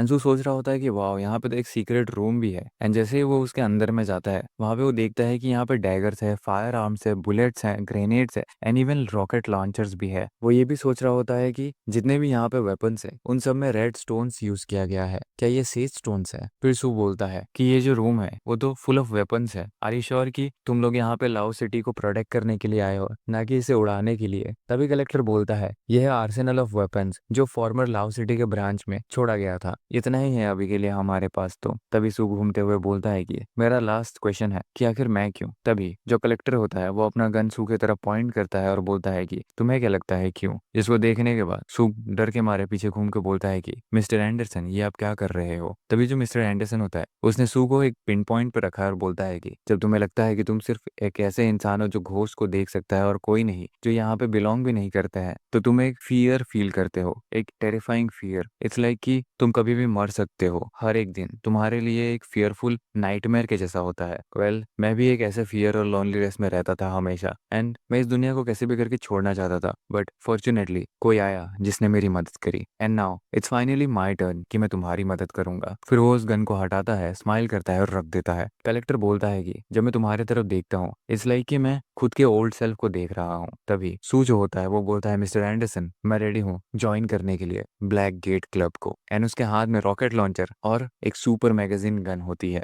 जिसको लेके वो बोल रहा होता है कि एंड क्या मैं कुछ फ्यू वेपन्स अपने पास रख सकता हूँ? वेल, ये इजियर होते हैं क्रोबार यूज करने से। जो देखने को जो कलेक्टर होता है वो बहुत ही ज्यादा घबरा जाता है और बोलता है कि हे, इन सबको नीचे रखो, ये टॉयस नहीं है। उसके बाद वो लोग वहां से बाहर निकल जाते हैं। टाइम भी हो चुका है ऑलमोस्ट। सू बोलता है कि मिस्टर एंडरसन मैं इस क्लब को ज्वाइन जरूर करना चाहता हूँ। एंड कलेक्टर बोलता है कि क्या तुम्हें और टाइम की जरूरत है इन सब के बारे में सोचने के लिए? सू कहता है कि नहीं, मैंने इसके बारे में सोच लिया है। फिर कलेक्टर बोलता है कि देन तुम्हें और नॉलेज की जरूरत पड़ेगी। पहले जो बुक्स मैंने तुम्हें दी हैं वो बहुत ज्यादा हेल्पफुल रहेंगी तुम्हारे लिए। सू सोच रहा होता है कि एट माई करंट डेप्थ मैं डेफिनेटली डीप सी घोस्ट में बहुत जल्दी रन कर जाऊंगा। इस बेटर कि मैं इस क्लब को ज्वाइन कर लूं, यानी कि ब्लैक गेट क्लब को, ताकि मेरे पास बेटर चांस रहे सर्वाइव करने के लिए। कलेक्टर बोल रहा होता है कि हम लोग क्लोज आए रखते हैं जो घोस्ट है लाव सिटी में, एंड मैं तुम्हें हमेशा इन्फॉर्म कर दूंगा अगर कोई भी चीज हमारे बीच में आती है तो। एंड हम लोग केसेस भी लेते हैं, हम लोगों को रिवॉर्ड भी मिलता है अगर हम इन केसेस को सॉल्व करते हैं तो। इसको सुनने के वो सोचता है कि क्या रिवॉर्ड्स? कैसे रिवॉर्ड्स? कलेक्टर बोलता है कि ऑफ कोर्स मिस्टिक्स जो होता है वो रिसीव करता है टेंजिबल रिवॉर्ड्स। ऑल्सो मेरे पास तुम्हारे लिए एक एडवाइस है, ट्राई करना खुद को रिस्ट्रेन करने के लिए एंड चुप रहने के लिए। जितना ज्यादा तुम अपने सीक्रेट्स को रिवील करोगे उतना ही ज्यादा तुम डिस्कवर होगे किसी एक घोस्ट से, एंड अपना जो दिमाग है वो खो दोगे। जो सुनने के बाद सू बोलता है कि बट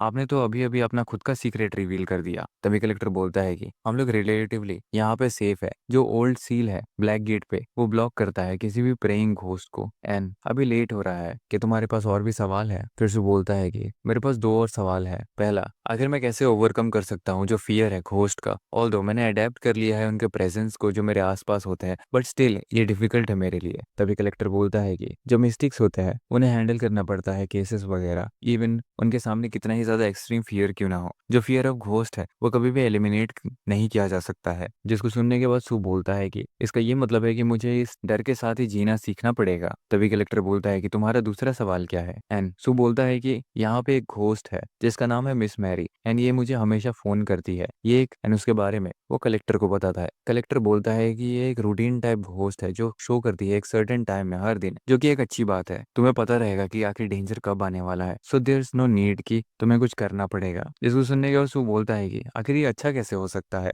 तभी कलेक्टर बोलता है कि मैंने जस्ट तुम्हें बताया है कि जो मिस्टिक्स होते हैं उनके पास लिमिटेड पावर्स होती है कि वो घोस्ट को डिसअपियर कर सकते हैं, अनलेस हम लोग उन लोगों को ट्रांसेंड कर सकते हैं एंड हेल्प कर सकते हैं उन लोगों को पास होने के लिए on to the other side. Well, हम लोग सिर्फ ट्राई कर सकते हैं उन लोगों को सिंक करने के लिए फिर से। तभी सू बोलता है कि क्या कोई दूसरा रास्ता नहीं है हम लोगों को उनको डिसअपियर कराने के लिए? तभी कलेक्टर बोलता है कि वही लोग जिनके पास स्पिरिचुअल पावर होती है वो घोस्ट को मार सकते हैं, बट जो ऐसे थोरिस्ट होते हैं और घोस्ट उनके पास ही स्पिरिचुअल पावर होती है। जिसको सुनने के बाद सू बोलता है कि सो तुम ये बोल रहे हो कि? तभी कलेक्टर बोलता है कि हाँ, मिस मैरी जो है वो एक ग्रेट वेपन है हमारे लिए। अगर हम लोगों को दूसरे घोस्ट को मारना है तो एज लॉन्ग एज तुम्हारे पास वो है तो सब सही है। वेल, जो फ्रंट में FIR ट्री पार्क है उसके पास में ही फोन बूथ है, तो कल रात को हम लोग वहीं पे मिलेंगे ठीक आधे घंटे पहले जब मिस मैरी अराइव होती है। मैं तुम्हें कुछ चीजें सिखाऊंगा कि आखिर तुम कैसे उसके पावर को एज योर वेपन यूज कर सकते हो। हो। जिसको सुनने के बाद सू फिर बोलता है कि ओके मिस्टर एंडरसन, अभी लेट हो रहा है, मुझे घर जाना चाहिए, see you tomorrow at night. And वो बुक्स वगैरह लेके वहां से जाने लग जाता है। सू ये सोच रहा होता है कि मेरे पास इतने सारे बुक्स है कैरी करने के लिए, मुझे एक बैग ले लेना चाहिए था अपने साथ। तभी सुक्यू जब चला जाता है तभी हमें दिखता है कि एलिस और हैटर जो होता है वो लोग एंटर कर रहे होते हैं। एलिस बोलती है कि हम लोगों ने एक केस रिसीव किया है सर। तभी कलेक्टर पूछता है कि आखिर किससे। वो कहती है कि हम लोगों ने कैबिनेट ऑफिस से रिसीव किया है। It's about a cuckoo bird group. वो लोग अबडक्ट कर रहे हैं मल्टीपल बच्चों को एंड यूज कर रहे हैं क्रिएट करने के लिए फियर एंड रूमर्स घोस्ट का। एंड ये यूज किया जा रहा है एज अ रिचुअल घोस्ट को समन करने के लिए। जो फुजिन श्राइन है एंड यूजिंग टेम्पल है, उन्होंने 20 डिसाइपल्स को भेजा था कोऑपरेट करने के लिए विद द पुलिस, बट जो ऑपरेशन था वो फेल हो गया एंड 2 लोग मारे भी गए ऑन द स्पॉट एंड 10 लोग जो है वो सीरियसली इंजर्ड थे। जिसको सुनने के बाद कलेक्टर बोलता है कि जो बिलीवर्स है उन्होंने पावर गेन कर लिया है from the ghost through the rituals, जिसके वजह से जो घोस्ट के एसेंट का जो स्पीड है वो एक्सेलरेट हो चुका है, जो कि बहुत ही ज्यादा एक बैड न्यूज है। तभी एलिस बोलती है कि एग्जैक्टली जो कोको बर्ड है वो ऑलरेडी फ्लोट हो चुका है एबिसल लेयर तक अभी। तभी कलेक्टर बोलता है कि ओके हम लोग गैदर करेंगे हमारे लोगों को इसे डील करने के लिए विद द बिलीवर्स फर्स्ट। जो ब्लैक गेट क्लब है वो इतना ज्यादा स्ट्रांग नहीं है कि वो कोको बर्ड को डायरेक्टली फेस कर सके अभी के लिए। तो तभी एलिस बोलती है कि ये जो केस है ये बहुत ही ज्यादा अर्जेंट है, हमें इसे जल्दी से जल्दी within a week resolve करना पड़ेगा sir, you are in charge now, तो फिर केयरफुल रहना। एंड वो वहां से जाने लग जाती है और फिर जाते ही वो ये बोल जाती है कि बाय द वे जो नया लड़का है उसे अपने साथ मिशन में लेके जाना। एंड वहीं पे सू जो होता है वो उस बिल्डिंग से नीचे जाता है एंड वो चल चल के जा रहा होता है एंड वो कुछ तो सोच रहा होता है। उसके बाद हम देखते हैं कि जोरदार बारिश पड़ रही है एंड बिजली वगैरह भी पूरे तरीके से दे रहा है। और वहीं पे हम एक लड़की दिखाई जाती है जो अपने कमरे में एंटर कर रही है, जूते वगैरह खोल रही है और वो ये बोल रही है कि बाहर में बारिश हो रही है और मैं घर आ चुकी हूँ मिस जांग। तभी जब हमने शूज खोल रही होती है उसे एक कॉल आता है एंड वो उस कॉल को देख के सोचते हैं कि हैं एक कॉल पब्लिक फोन बूथ से, आखिर कौन। फिर वो उस कॉल को उठाने के बाद बोलती है कि हेलो, आखिर कौन है ये। तभी उस कॉल से आवाज आती है कि सिस ये मैं हूँ हुई हुई। वेल हुई हुई को हम बस हुई बुलाएंगे वरना वो काइंड ऑफ फनी लगता है एक सीरियस मोमेंट में। तभी वो जो लड़की होती है वो बोलती है कि ओ हेलो, अगर तुम एक पब्लिक फोन क्यों यूज कर रही हो। तभी उधर से हुई जो होती है वो बोलती है कि प्लीज मुझे आके बचा लो सिस। जो सुनने के बाद उसकी जो बहन होती है वो बहुत ही ज्यादा घबरा जाती है और उसका बैग वैग गिर जाता है। वो घबराते हुए बोलती है कि आखिर क्या हो रहा है, मेरे साथ बात करो। तभी हुई जो होती है वो बोलती है कि मेरे पास टाइम नहीं है एक्सप्लेन करने के लिए, डू यू नो जो फोन बूथ है जो फ्रंट पे है FIR ट्री पार्क के। तभी हुई बोलती है कि सिस मुझे बचा लो, वो मेरे पीछे आ रहा है। उसके बाद वो जो लड़की होती है वो बोलती है कि क्या हो गया है, आखिर कौन तुम्हारे पीछे आ रहा है हुई हुई। एंड वो जो कॉल है वो कट जाता है। उसकी जो बहन रहती है वो बहुत ज्यादा घबराई हुई है। तभी वो जो लड़की होती है वो बोलती है कि मिस जान, क्या तुम जाके ट्यूटरिंग क्लास से मेरे बच्चे को पिक कर सकती हो मेरे लिए, मुझे जाना पड़ेगा, मुझे मेरी बहन को ढूंढना है। एंड फिर वो गाड़ी लेके FIR ट्री पार्क में पहुंच जाती है। छाता लेके वो इधर उधर देखने लग जाता है। वो बोलती है कि ये वही टेलीफोन बूथ होना चाहिए, बट आखिर मेरी बहन कहाँ पे है, आखिर क्या हो गया है, वो मेरा फोन क्यों नहीं उठा रही है। वैसे ही बार बार उसको फोन करती है बट फोन लगता नहीं है। तभी वो उस फोन बूथ के पास जाती है और बोलती है कि हुई आखिर तुम कहाँ पे हो। फिर वो ये बोल रही होती है कि हुई ने यूज किया था एक पब्लिक फोन डिडंट शी, पर अभी ये रिंग क्यों नहीं हो रहा है, ये बहुत ही ज्यादा स्ट्रेंज है, मुझे पुलिस को कॉल कर देना चाहिए। बट उसका जो फोन है वो तभी काम करना बंद कर देता है। वो ये बोलती है कि आखिर मेरा जो फोन है वो वर्क क्यों नहीं कर रहा है, इसको तो अभी फुल बैटरी था जस्ट अ मिनट एगो। तभी जब ये सारी चीजें चल रही होती है हमें दिखता है कि फोन बूथ के अंदर से रिंग होने की आवाजें आ रही है, यानी कि अंदर में कॉल आ रहा है। तभी वो जो लड़की होती है वो ये सोचती है कि आखिर यहाँ पे ये अंदर में रिंग क्यों हो रहा है। वो अंदर घुसती है और वो कॉल उठाती है, बोलती है हेलो। तभी उधर से आवाज आती है कि आई एम सॉरी सिस, मैंने सोचा नहीं था कि ये सब चीजें हो जाएंगी, जल्दी करो और मुझे ढूंढो और हेल्प लेके आओ, मे बी तभी तुम्हारे पास टाइम रहेगा। जब वो ये सारी चीजें बोल रही होती है उसकी जो बहन होती है यानी कि ये लड़की ये बहुत ही ज्यादा घबरा जाती है और बोलती है कि ये तुम क्या बातें कर रही हो हुई। एंड तभी जब ये सारी चीजें चल रही होती है हमें दिखता है कि एक स्ट्रेंज शैडो जैसा फिगर जो है वो उस फोन बूथ के पास में जाने लग जाता है। जो वो लड़की नोटिस करती है एंड कॉल कट जाता है। वो देखती है ये उधर पे एक क्रीचर होता है जो चिल्ला रहा है ग्रह करके ऐसे। एंड वो जो लड़की होती है वो बोलती है कि आखिर ये क्या चीज है, शूट मैं ये दरवाजा भी नहीं खोल पा रही हूँ भागने के लिए। और वो ऐसे ही डरते डरते दूसरा कॉल लगाने लग जाती है। वो अपने हस्बैंड को कॉल करती है और वो बोलती है कि हनी प्लीज जल्दी आके मेरी मदद करो, मैं एक फोन बूथ में हूँ FIR ट्री पार्क के आगे में। तभी उधर से आवाज आती है उसके हस्बैंड की, ये क्या हुआ है, क्या तुम हमारे बच्चे को पिक करने के लिए नहीं गई थी। तभी ये लड़की बोलती है कि जो डोर है वो बंद हो चुका है, इसे स्ट्रेंज पर्सन जो मेरे बाहर में खड़ा हुआ है, मैं बहुत ही ज्यादा डरी हुई हूँ, हनी प्लीज जल्दी आओ और मेरी मदद करो। तभी जब ये सारी चीजें चल रही होती है, वो जो क्रीचर होता है वो फोन बूथ के अंदर में घुसने लग जाता है, जिसको देख के वो बहुत ही ज्यादा डर जाती है और बोलती है कि ये तो अंदर आ रहा है, मेरी मदद करो, मेरी मदद करो, और वो रोने लग जाती है। ऐसे ही जब ये सारी चीजें चल रही होती है, उसका जो हस्बैंड होता है वो कॉल पे ही होता है, जो बोल रहा होता है, हेलो हेलो हनी, मैं आ रहा हूँ, तुम बस वहीं पे रहो। बट अनफॉर्चुनेटली वो मारी जा चुकी है उस क्रीचर के हाथों। तभी उसका जो हस्बैंड होता है वो उस फोन बूथ के पास में आता है और वो बोल रहा होता है कि वो यहीं पे होनी चाहिए, बट वो गई कहाँ पे। एंड बूम, एक बिजली तड़पती है। उसके बाद वहां पे सीन कट हो जाता है, हमें दूसरा दिन दिखाया जा रहा है, जहाँ पे शिया जो होता है वो ये बोल रहा होता है, शिन्ही प्लीज रुक जाओ, हमें ये घोस्ट स्टोरी इतने सारे मत सुनाओ, ये बहुत ही ज्यादा टेरिफाइंग होते हैं। ओके, एंड उधर पे सुकी, शेनही और शिया ऐसे ही चिल मार रहे होते हैं खाते हुए। तभी सु बोलता है कि अगर तुमने ये जो स्टोरी है वो कहाँ पे सुना है, कुड इट बी कि ये ट्रू स्टोरी फॉर्म है, कुड इट बी कि ये सच्ची कहानी है फ्रॉम द फुजिन श्राइन। तभी वो बोलती है कि मैंने इसे इंटरनेट पे पढ़ा था and it's from a popular blogger जिसका नाम डिकैपिटेशन साइकिल है। तभी सु बोलता है कि आखिर ये फिल्म क्या करता है। शेन बोलती है कि सारे टाइप के हॉरर स्टोरीज, और वो इन सब स्टोरीज को व्लॉग में टर्न करके दिखाता है कि ऐसी वो एकदम रियल लगे। तभी शिया बोलता है कि हाँ, उसके व्लॉग्स इतने ज्यादा पॉपुलर है, वेल सिर्फ तुम ही है कि ऐसे इंसान होगी जो उसके व्लॉग्स वगैरह को देखता है, ये सब चीजें पसंद करता है। तभी शेन बोलती है बट जीशा जो है उसने मुझे बोला था कि वो भी इन व्लॉग्स को देखती है। ये सुनने के बाद शिया जो होता है उसकी आंखें चमकने लग जाती है, वो खुश हो जाता है और बोलता है कि there must be a reason कि क्यों आखिर ये जो व्लॉगर है वो इतना ज्यादा पॉपुलर है। वाओ, तुम शीशा के साथ दोस्त हो सोशल मीडिया में, मुझे दिखाओ उसका अकाउंट कौन सा है। तभी शेन बोलते हैं कि श्योर, वेल मेरे पास लेकिन पैसे वगैरह नहीं है रिसेंटली, और मैं बहुत जल्दी ही आउट ऑफ मनी चली जाऊंगी खाने को मामले में। जिसको सुनने के बाद शिया बोलता है कि डोंट वरी, मैं तुम्हारे लिए लंच वगैरह खरीद दूंगा for a whole next month. जिसको सुनने के बाद सू सोच रहा होता है कि आई कैन बिलीव देम, एक ऐसी इंसान है जो हमेशा पैसे के बारे में सोचती है, एंड दूसरा एक ऐसा इंसान है जो स्कूल ब्यूटी के बारे में पूरा दिन सोचते रहता है। तभी जब ये सारी चीजें सू सोच रहा होता है, उसके दिमाग में अचानक से वो जो मिनी श्राइन है उसका साउंड गूंजने लग जाता है। उधर पे क्विक क्विक ऐसी आवाज आ रही है, जिसको सुनने के बाद सू सोचता है कि ये तो मिनी श्राइन है, और आखिर ये साउंड जो है वो क्या है।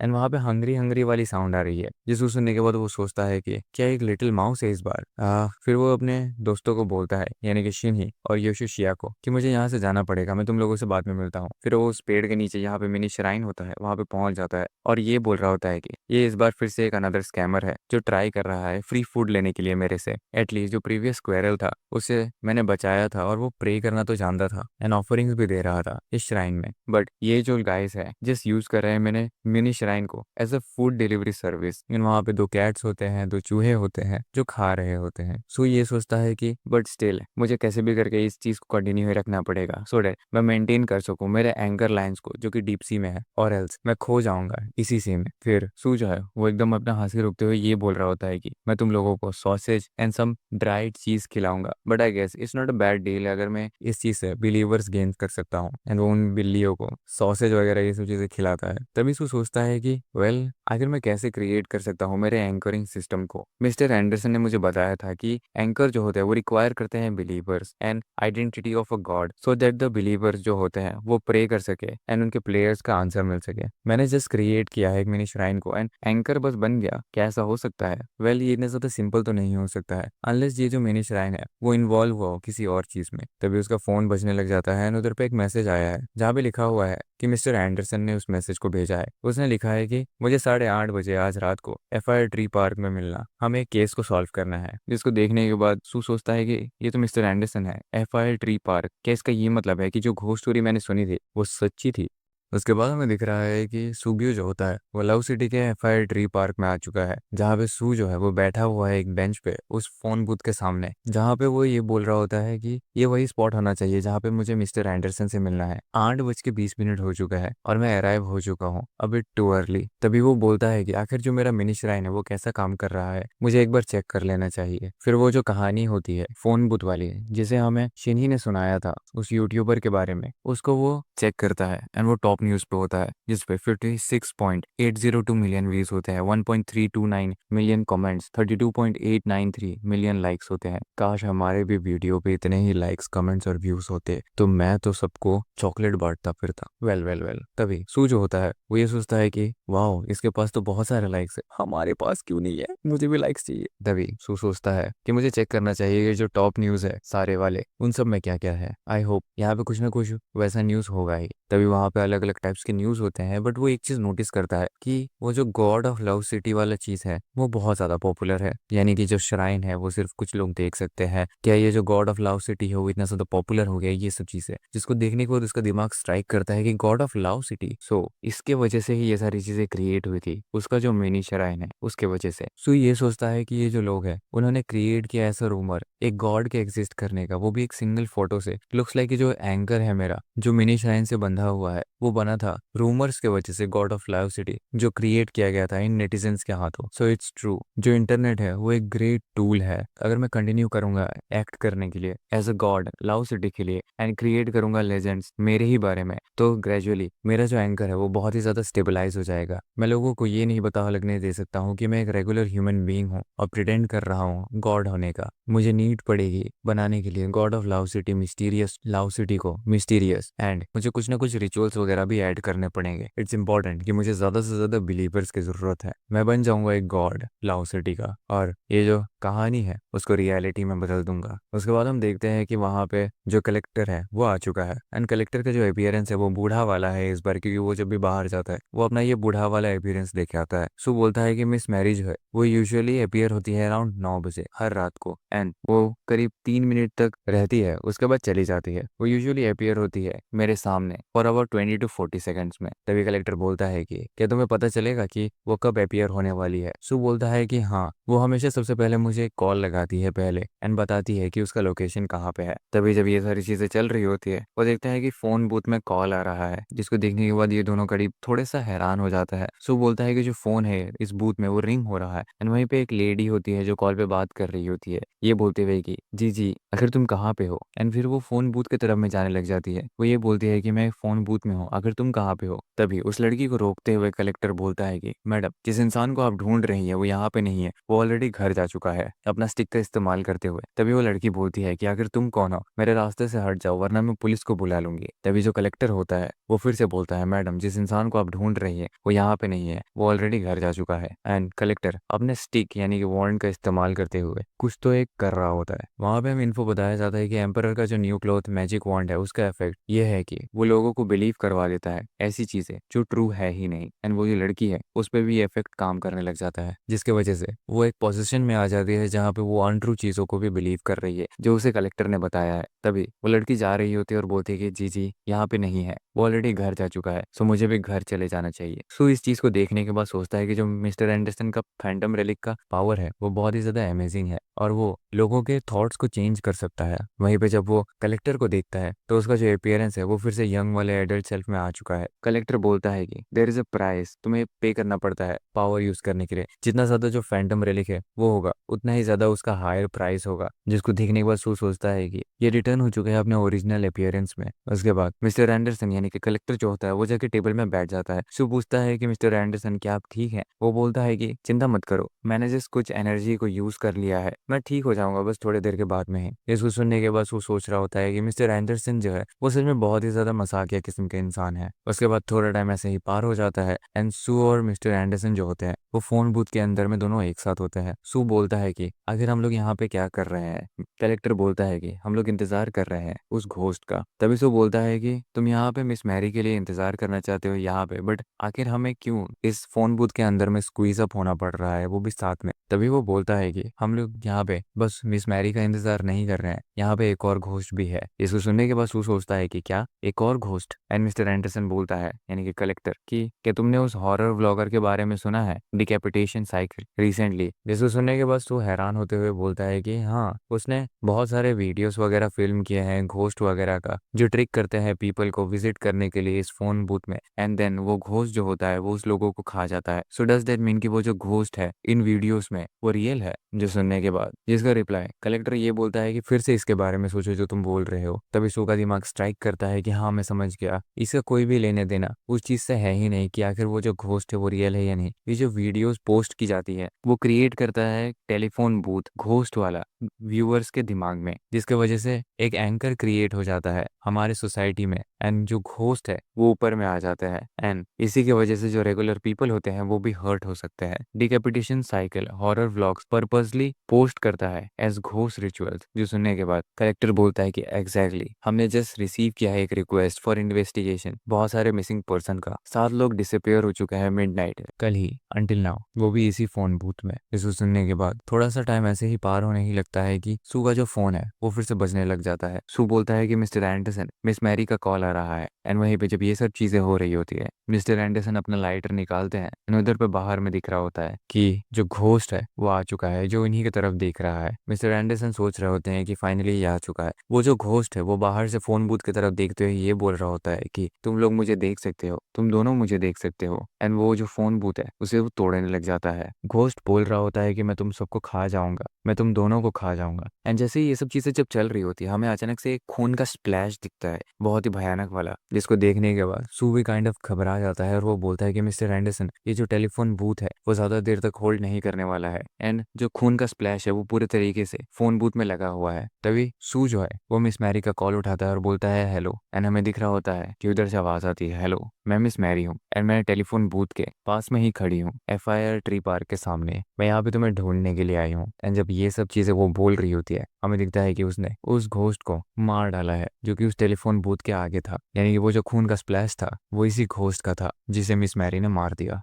उसके बाद हम देखते हैं कि सुकियो जो होता है वो कलेक्टर को ये बोल रहा होता है कि मिस्टर एंडरसन, मिस मैरी आ चुके हैं यहाँ पे, एंड तभी कलेक्टर बोलता है कि ठीक है मूव मत करना बस कैसे भी करके। वहीं पे मिस मैरी ये बोल रही होती है कि हेलो मैं मिस मैरी हूँ, तुम कहाँ पे हो, एंड तभी कलेक्टर बोलता है कि इट्स ओके, अगर मैं अपने लाइटर को ऐसे जला के रखूंगा तो घोस्ट जो है वो हमें नहीं देख पाएगा अगर हम लोग इस लाइट के रेडियस पे रहेंगे तो। एंड जैसे ही ये बात बोलता है कलेक्टर, फिर वो सुकियो की तरफ देखता है और बोलता है कि तुम्हें चिंता करने की जरूरत नहीं है। एंड तभी कलेक्टर जो होता है वो सुक्यू का नया अपीयरेंस देख के अचानक से डर जाता है, क्योंकि सुक्यू जो है वो खुद एक घोस्ट के जैसा लग रहा है। सू बोलता है रियली, ये तो एक बहुत ही अच्छा फैंटम रेलिक है, यानी कि वो कलेक्टर को बोल रहा है। एंड कलेक्टर बोलता है व्हाट द फक, ये क्या चीज हो तुम, प्लीज मेरे पास में मत आना तुम बस। तभी सू बोलता है कि मिस्टर एंडरसन शांत रहिए, ये मैं हूँ। एंड वहीं पे मैरी जो होती है वो बाहर में बस यही खड़ी होके ये बोल रही होती है हेलो मिस मैरी हूँ मैं, तुम कहाँ पे हो। फिर धीरे धीरे करके सू का जो मास्क है वो झरने लग जाता है और वो बोलता है कि ये मेरा फैंटम रेलिक है, मैं इसको यूज करके एस्केप करता हूँ मिस मैरी से। उसके बाद कलेक्टर जो होता है वो बोलता है आई सी, सो तुम्हारा ये खुद का ओन फैंटम रेलिक है, क्या स्पेशल आइटम है ये। फिर सो बोलता है कि ये एक लॉन्ग स्टोरी है, एनीवे मिस मैरी जो है वो यहाँ ज्यादा देर तक नहीं रहने वाली है, वो हमेशा काम पे आती है और टाइम के हिसाब से ही चली जाती है। उसके बाद फिर से सू को मिस मैरी का कॉल आता है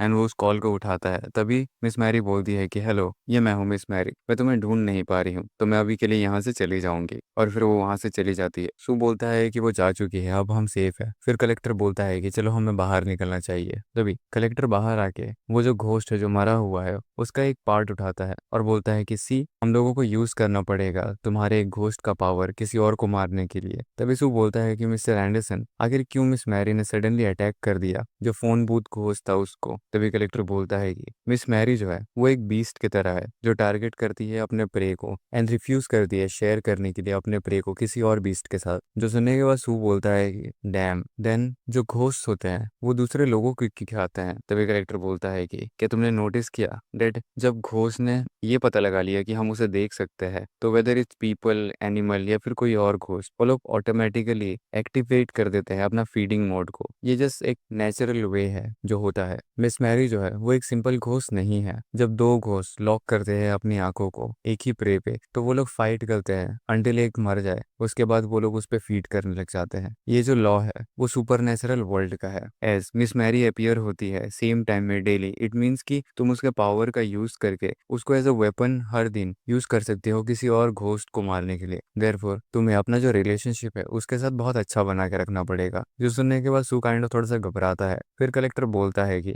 हियर मेरी एक फोटो लेने में मदद करो। फिर जैसे ही सू जो होता है वो फोटो लेने लग जाता है, हमें दिखता है कि कलेक्टर जो होता है वो उस पार्ट को उठाता है और कुछ एक मंथ मंत्र जैसा चैंट करने लग जाता है। वो बोलता है with the sacrifice of Isaac the umbilical cord of the sheep and its placenta, और फिर वो उस पार्ट को एक बाउंड्री में बांध देता है जिसे बोला जाता है क्रिस्टल प्लेसिंटा मैजिक इफेक्ट। जो यूजर है वो क्रिएट कर सकता है एक isolation cube around something using three things, एक एलिमेंट, एक रिचुअल और एक स्पेल। जो देखने के बाद वो बहुत हैरान होता है। एंड तभी उस क्यूब को उठाने के बाद कलेक्टर बोलता है कि चलो, और हम लोगों को अभी जाके इसको ले जाके कलेक्ट करना पड़ेगा हमारा रिवॉर्ड। तभी से वो बोलता है कि हाँ, हमारे पास रिवॉर्ड्स भी है कलेक्ट करने के लिए। तभी कलेक्टर बोलता है कि ऑफ कोर्स, मैंने तुम्हें बताया तो था ऑलरेडी। फिर वो लोग जाते हैं लू सिटी के कोकोरो डिस्ट्रिक्ट में, जहाँ पे एक बिल्डिंग होती है जिसको देखने के बाद वो बोलता है कि मिस्टर एंडरसन, क्या आप श्योर है कि ये वही जगह है? एंड कलेक्टर बोलता है कि ये दिखने में फैंसी तो नहीं है, बट दिस इज वेयर जो ब्लैक गेट का क्लब है वो कलेक्ट करता है सारे फैंटम रेलिक्स को लाव सिटी से। हम लोग एक्सेप्ट करते हैं केसेस एंड कलेक्ट करते हैं हमारे रिवॉर्ड्स को यहाँ पे। हम लोग इवन एक्सचेंज कर सकते हैं फैंटम रेलिक्स को यहाँ पे। एंड वो जो शॉप होती है उसका नाम होता है द पॉइजनस थ्रिफ्ट स्टोर, जिसको देखने के बाद सोच रहा होता है कि यहाँ पे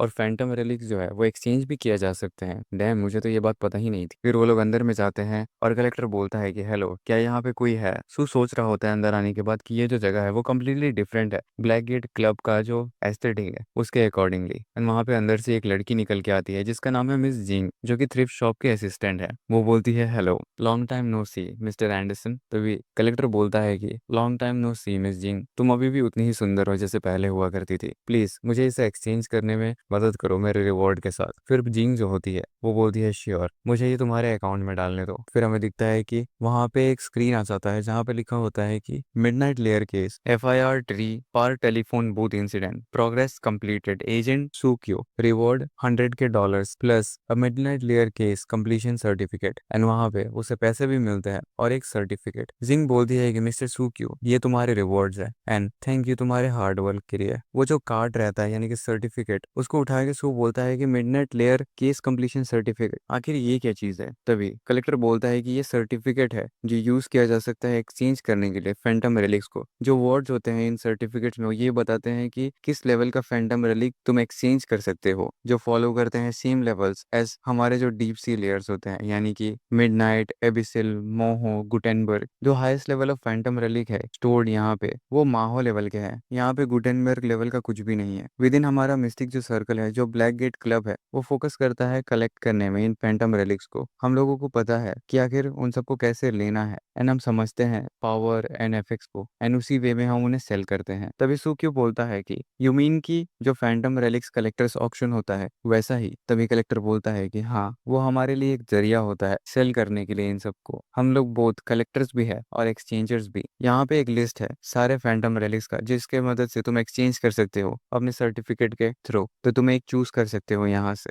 जिसको देखने के बाद सू सोच रहा होता है कि यहाँ पे तो बहुत सारे हैं। तभी कलेक्टर बोलता है कि तुम्हें रश करने की कोई जरूरत नहीं है, तुम हमेशा अपने सर्टिफिकेट को बचा के रख सकते हो, क्या ताकि तुम उसे बाद में बेच के कोई एक फैंटम रैलिक ले सको। तुम इसे एक्सचेंज कर सकते हो 100 लोअर लेवल सर्टिफिकेट से फॉर हायर लेवल सर्टिफिकेट। तुम्हें ऑल्सो एक चीज याद रखने की जरूरत है कि ऑल्दो मिस्टिक्स जो होते हैं वो थियोरेटिकली कलेक्ट करते हैं unlimited number of Phantom relics, लेकिन अगर तुम ज्यादा फैंटम रेलिक्स अपने पास रखोगे तो तुम कंट्रोल लूज कर जाओगे उनमें से एंड ये बहुत ही ज्यादा डिफिकल्ट होगा तुम्हारे लिए एंकर लाइंस क्रिएट करने के लिए। सो तुम्हें बहुत ज्यादा केयरफुल रहना पड़ेगा कि कब तुम्हें डिसाइड करना है कि कौन सा फैंटम रेलिक तुम्हें चूज करना है। Remember, using phantom relics power and effects जो होता है वो बहुत ही ज्यादा सिंपल होता है, बट हमारा जो गोल है वो हमेशा ज्यादा से ज्यादा एंकर लाइंस क्रिएट करने में ही होता है। इसको सुनने के बाद सू सोचता है कि हाँ, जितना ज्यादा एंकर लाइंस क्रिएट कर सके वही मेरा अल्टीमेट गोल है। मुझे मेरा जो एंकर लाइंस है उसको क्रिएट करने का एक और वे है गॉड ऑफ लव सिटी बन के, दिस इज इट। फिर वो बोलता है कि मैं इसको पिक करूंगा, जिसको देखने के बाद कलेक्टर थोड़ा सा घबराता है और बोलता है कि क्या तुम श्योर हो? एंड सू बोलता है कि हाँ, मैं श्योर हूँ। एंड उस पेज में लिखा होता है जो सू ने चूज किया है उसका नाम है passage of fire, the flame of the new king will burn eternal.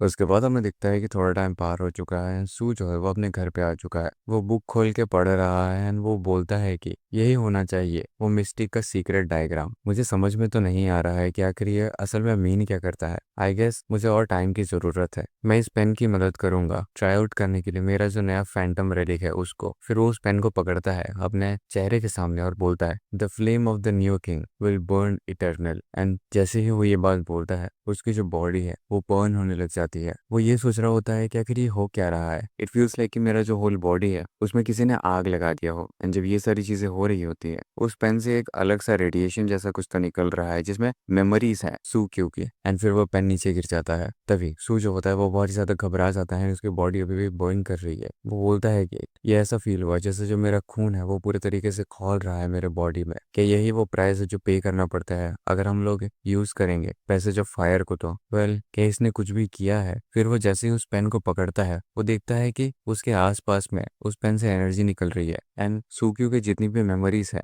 वो सब वहां पे स्टोर होकर रखी हुई है और वो पैनल वाइज उसे दिख रही है। उसे देखने के बाद सू सोचता है कि ये तो इमेजेस है वो सारे नॉलेज का एंड एक्सपीरियंस का जो मैंने गेन किया है प्रीवियसली। मुझे अब समझ में आ रहा है ये जो पैसेज ऑफ फायर है वो वर्क करता है as a knowledge storage machine. इसका जो ओनर है वो स्टोर कर सकता है सारी चीजें जो भी उसने सुनी है देखी है एज इमेजेस या फिर sound with in the Phantom relic. जो ओनर है वो इस इंफॉर्मेशन को दूसरों के साथ भी शेयर कर सकता है जो कि बहुत अच्छी बात है। हाउएवर इट लुक्स लाइक कि अगर मुझे स्टोर करना है इस पे ज्यादा इन्फॉर्मेशन या फिर कॉम्प्लेक्स इन्फॉर्मेशन तो मुझे एक हायर प्राइस पे करना पड़ेगा और मुझे अपना जो खून है उसे बुरे तरीके से खौलाना पड़ेगा यानी कि जलाना पड़ेगा। वेल मैं इस फीलिंग को लेके यूज टू तो नहीं हूँ बिल्कुल भी और मुझे बहुत ही ज्यादा डीजी फील हो रहा है। ऐसा लग रहा है जैसे मैं बेहोश हो जाऊंगा। मुझे जल्दी से जल्दी कुछ ना कुछ खाना पड़ेगा। फिर वो अपने ड्रॉयर से डार्क चॉकलेट निकालता है और वो उसे खाने लग जाता है। उस टाइम पे भी वो ये सोच रहा है कि ऑल्दो वहां पे बहुत सारे फैंटम रिलिक्स थे उस रिकॉर्ड बुक में, बट मुझे चाहिए था पैसेज ऑफ फायर। अगर मुझे क्रिएट करना है मेरा खुद का एंकर एंड खुद को एक गॉड के जैसा दिखाना है लाव सिटी में,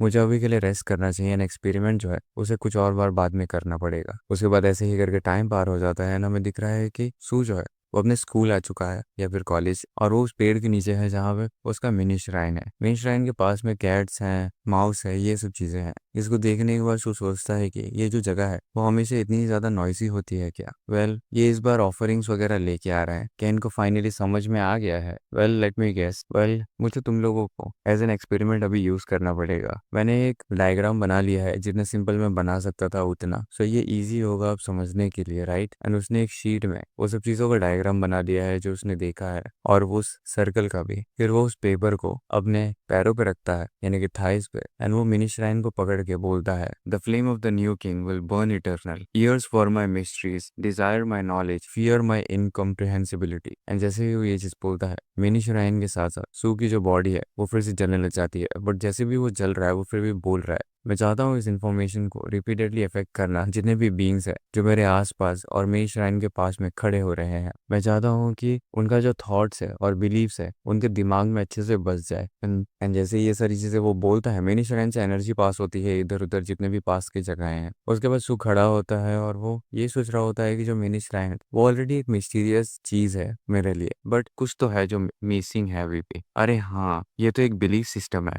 नॉट ओनली मुझे पब्लिक की जरूरत है बिलीव करने के लिए कि मैं एग्जिस्ट करता हूँ, मुझे ऑल्सो कुछ डेडिकेटेड बिलीवर चाहिए जो मेरे लिए पूरा काम करके हो देंगे। परहैप्स मुझे उन्हें बिलीव कराना पड़ेगा कि मैं एग्जिस्ट करता हूँ बिलो द डीप सी। उसके बाद वो फिर से मिनी श्राइन को पकड़ता है और बोलता है कि मुझे कुछ चीजें ऐड कर देनी चाहिए। फिर से वो बर्न होने लग जाता है एंड वो बोलता है जो ब्लेस किया गया है रोज से, जो ब्लेस रोज है जो कहीं से भी नहीं आती, वो जो पुराने दिन है उन्हें छोड़ दे। एक गॉड आ चुका है सब बींग्स से ऊपर जो एग्जिस्ट करता है बिलो द सी लेवल। उसके बाद ये बोलने के बाद वो अपना हाथ हटा लेता है। वो बहुत बुरे तरीके से स्वेट कर रहा है और उसका बॉडी वैसे भी बर्न हो रहा था। फिर वो सोचता है कि दैट्स ऑल, अभी के लिए जो मैं सोच सकता हूँ, it should be fine for now. ये इनफ होगा क्रिएट करने के लिए जो मेरी आइडेंटिटी है as a mysterious and glorious god. Next मुझे क्रिएट करना पड़ेगा as an activation switch. So मुझे मेक श्योर करना पड़ेगा कि मेरा जो नॉलेज ऑफ रिचुअल है वो बस उन लोगों को दिखे जिनका जो पावर लेवल है वो ट्वाइलाइट लेयर से नीचे हो। ओनली दोस्त जो परफॉर्म कर सकते हैं रिचुअलिस्टिक डायग्राम्स वो रिसीव करेंगे मेरे मैसेज को। ऐसे करके वो फिर से एक सर्कल बनाता है। फिर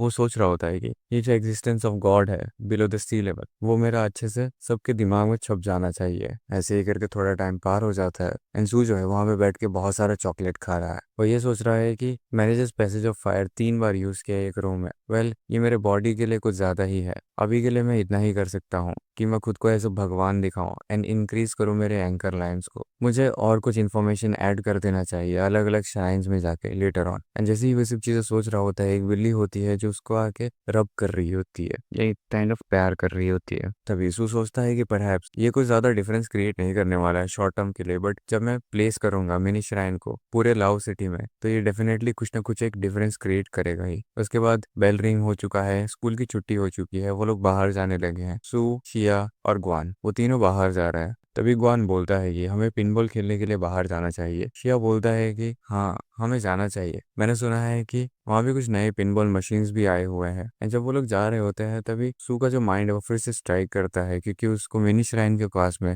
आवाजें आ रही हैं और वहाँ भी कुछ एक वाइब्रेशन जैसा हो रखा है, जो सुनने के बाद, जो फील करने के बाद सू जो होता है वो ये सोचता है कि ये क्या वो उस लिटिल माउस से आ रहा है, मुझे एक बार जाके चेक करना चाहिए कि आखिर हुआ क्या है। फिर वो वहां से जाने लगता है और गुआन और शिया को बोलता है कि तुम सब आज के लिए पहले चले जाओ, मुझे कुछ काम है। एंड जब वो जा रहा होता है तभी गुआन पूछता है कि शिया आखिर इसको हो क्या गया है, ये इतना ज्यादा अजीब क्यों है। तभी वो बोलता है कि वेल प्रॉब्लली तुम्हें पता नहीं है, बट सूक्यू जो है वो बहुत ही ज्यादा वियर्ड एक्ट कर रहा है जब से वो रिजेक्ट हुआ है उस दिन। आई थिंक कि वो कुछ इश्यूज फेस कर रहा है एंड वो अभी डॉक्टर को दिखाने के लिए जा रहा है। और वहीं पे सू जो होता है वो चुपके से जाके मिनी श्राइन की तरफ देख रहा होता है एंड वो नोटिस करता है कि मिनी श्राइन के पास में एक छोटा सा माउस आ रखा हुआ है, जिसको देखने के बाद सू सोचता है कि क्या ये जो लिटिल माउस है उसने सच में, लेकिन आखिर ये पॉसिबल कैसे है कि एक लिटिल माउस एक फॉर्मेशन डायग्राम को बना सकता है, क्या ये एक ह्यूमन के जैसा सोच रहा है। एंड मे बी वो जो लिटिल माउस होता है वो लिटरली उस सर्कल को क्रिएट कर रहा है चौक वगैरह लाके। सू नोटिस करता है कि इसने समझ लिया है फॉर्मेशन पोजिशनिंग को एंड वो समझ पा रहा है कि चीजों को किस जगह पे प्लेस करना है। जो ड्राइड लीफ है वो एकदम सही जगह पे है, यानी कि प्लांट्स पोजीशन। दूसरा एक सोडा कैन टैब जो भी एकदम सही जगह पे है, यानी कि मेटल पोजीशन। फिर जो इंटरेस्टिंग चीज है जिसको देख के सू काइंड ऑफ चौंकता है वो ये है कि उसने एक कॉर्प्स भी रखा हुआ है कॉकरोच का, जो कोई कॉर्प्स पोजीशन पे आता है। लेकिन उसके दिमाग में ये होता है कि आखिर कैसे एक छोटा सा व्हाइट माउस इतना कुछ जान सकता है। उसके बाद वो जब सारी चीजों को प्लेस कर लेता है, यानी कि वो जो माउस है वो बोलता है जो ब्लेस रोज कहीं से नहीं आती है, सारे पुराने दिनों को छोड़ दो, एक गॉड है जो सारी चीजों से ऊपर है, एग्जिस्ट करता है बिलो द सी लेवल। और उसके बाद ये बोलने के बाद वो जो माउस होता है वो विश करता है कि मुझे चाहिए चीज खाना, चीज खाना, चीज खाना। जो देखने का सू बहुत ही ज्यादा हैरान हो जाता है एंड सोचता है कि सो अभी मैं रिसीव कर सकता हूँ वो जो लिटिल माउस का प्रेयर्स है through the mini shrine and जो फॉर्मेशन रिचुअल है। वाओ, हाँ, इवन इफ कि इसका जो स्पिरिचुअल पावर है वो बहुत जीव है, फिर भी ये एक लिटिल एनिमल है। उसके बाद हमें दिखता है कि वो स्माइल कर रहा होता है एंड फिर हमें चूहे को दिखाया जाता है जो आंखें बंद करके विश कर रहा है कि उसको खाना चाहिए, यानी कि चीज चाहिए। और उसके सामने एक चीज का ब्लॉक आ जाता है जिसको देख के वो बहुत ही ज्यादा खुश हो जाता है और वो उसे खाने लग जाता है, जो कि सूक्यू ने ही रखा है। एंड सू वहां से जाने लग जाता है। It's not a game, it's a rich thing.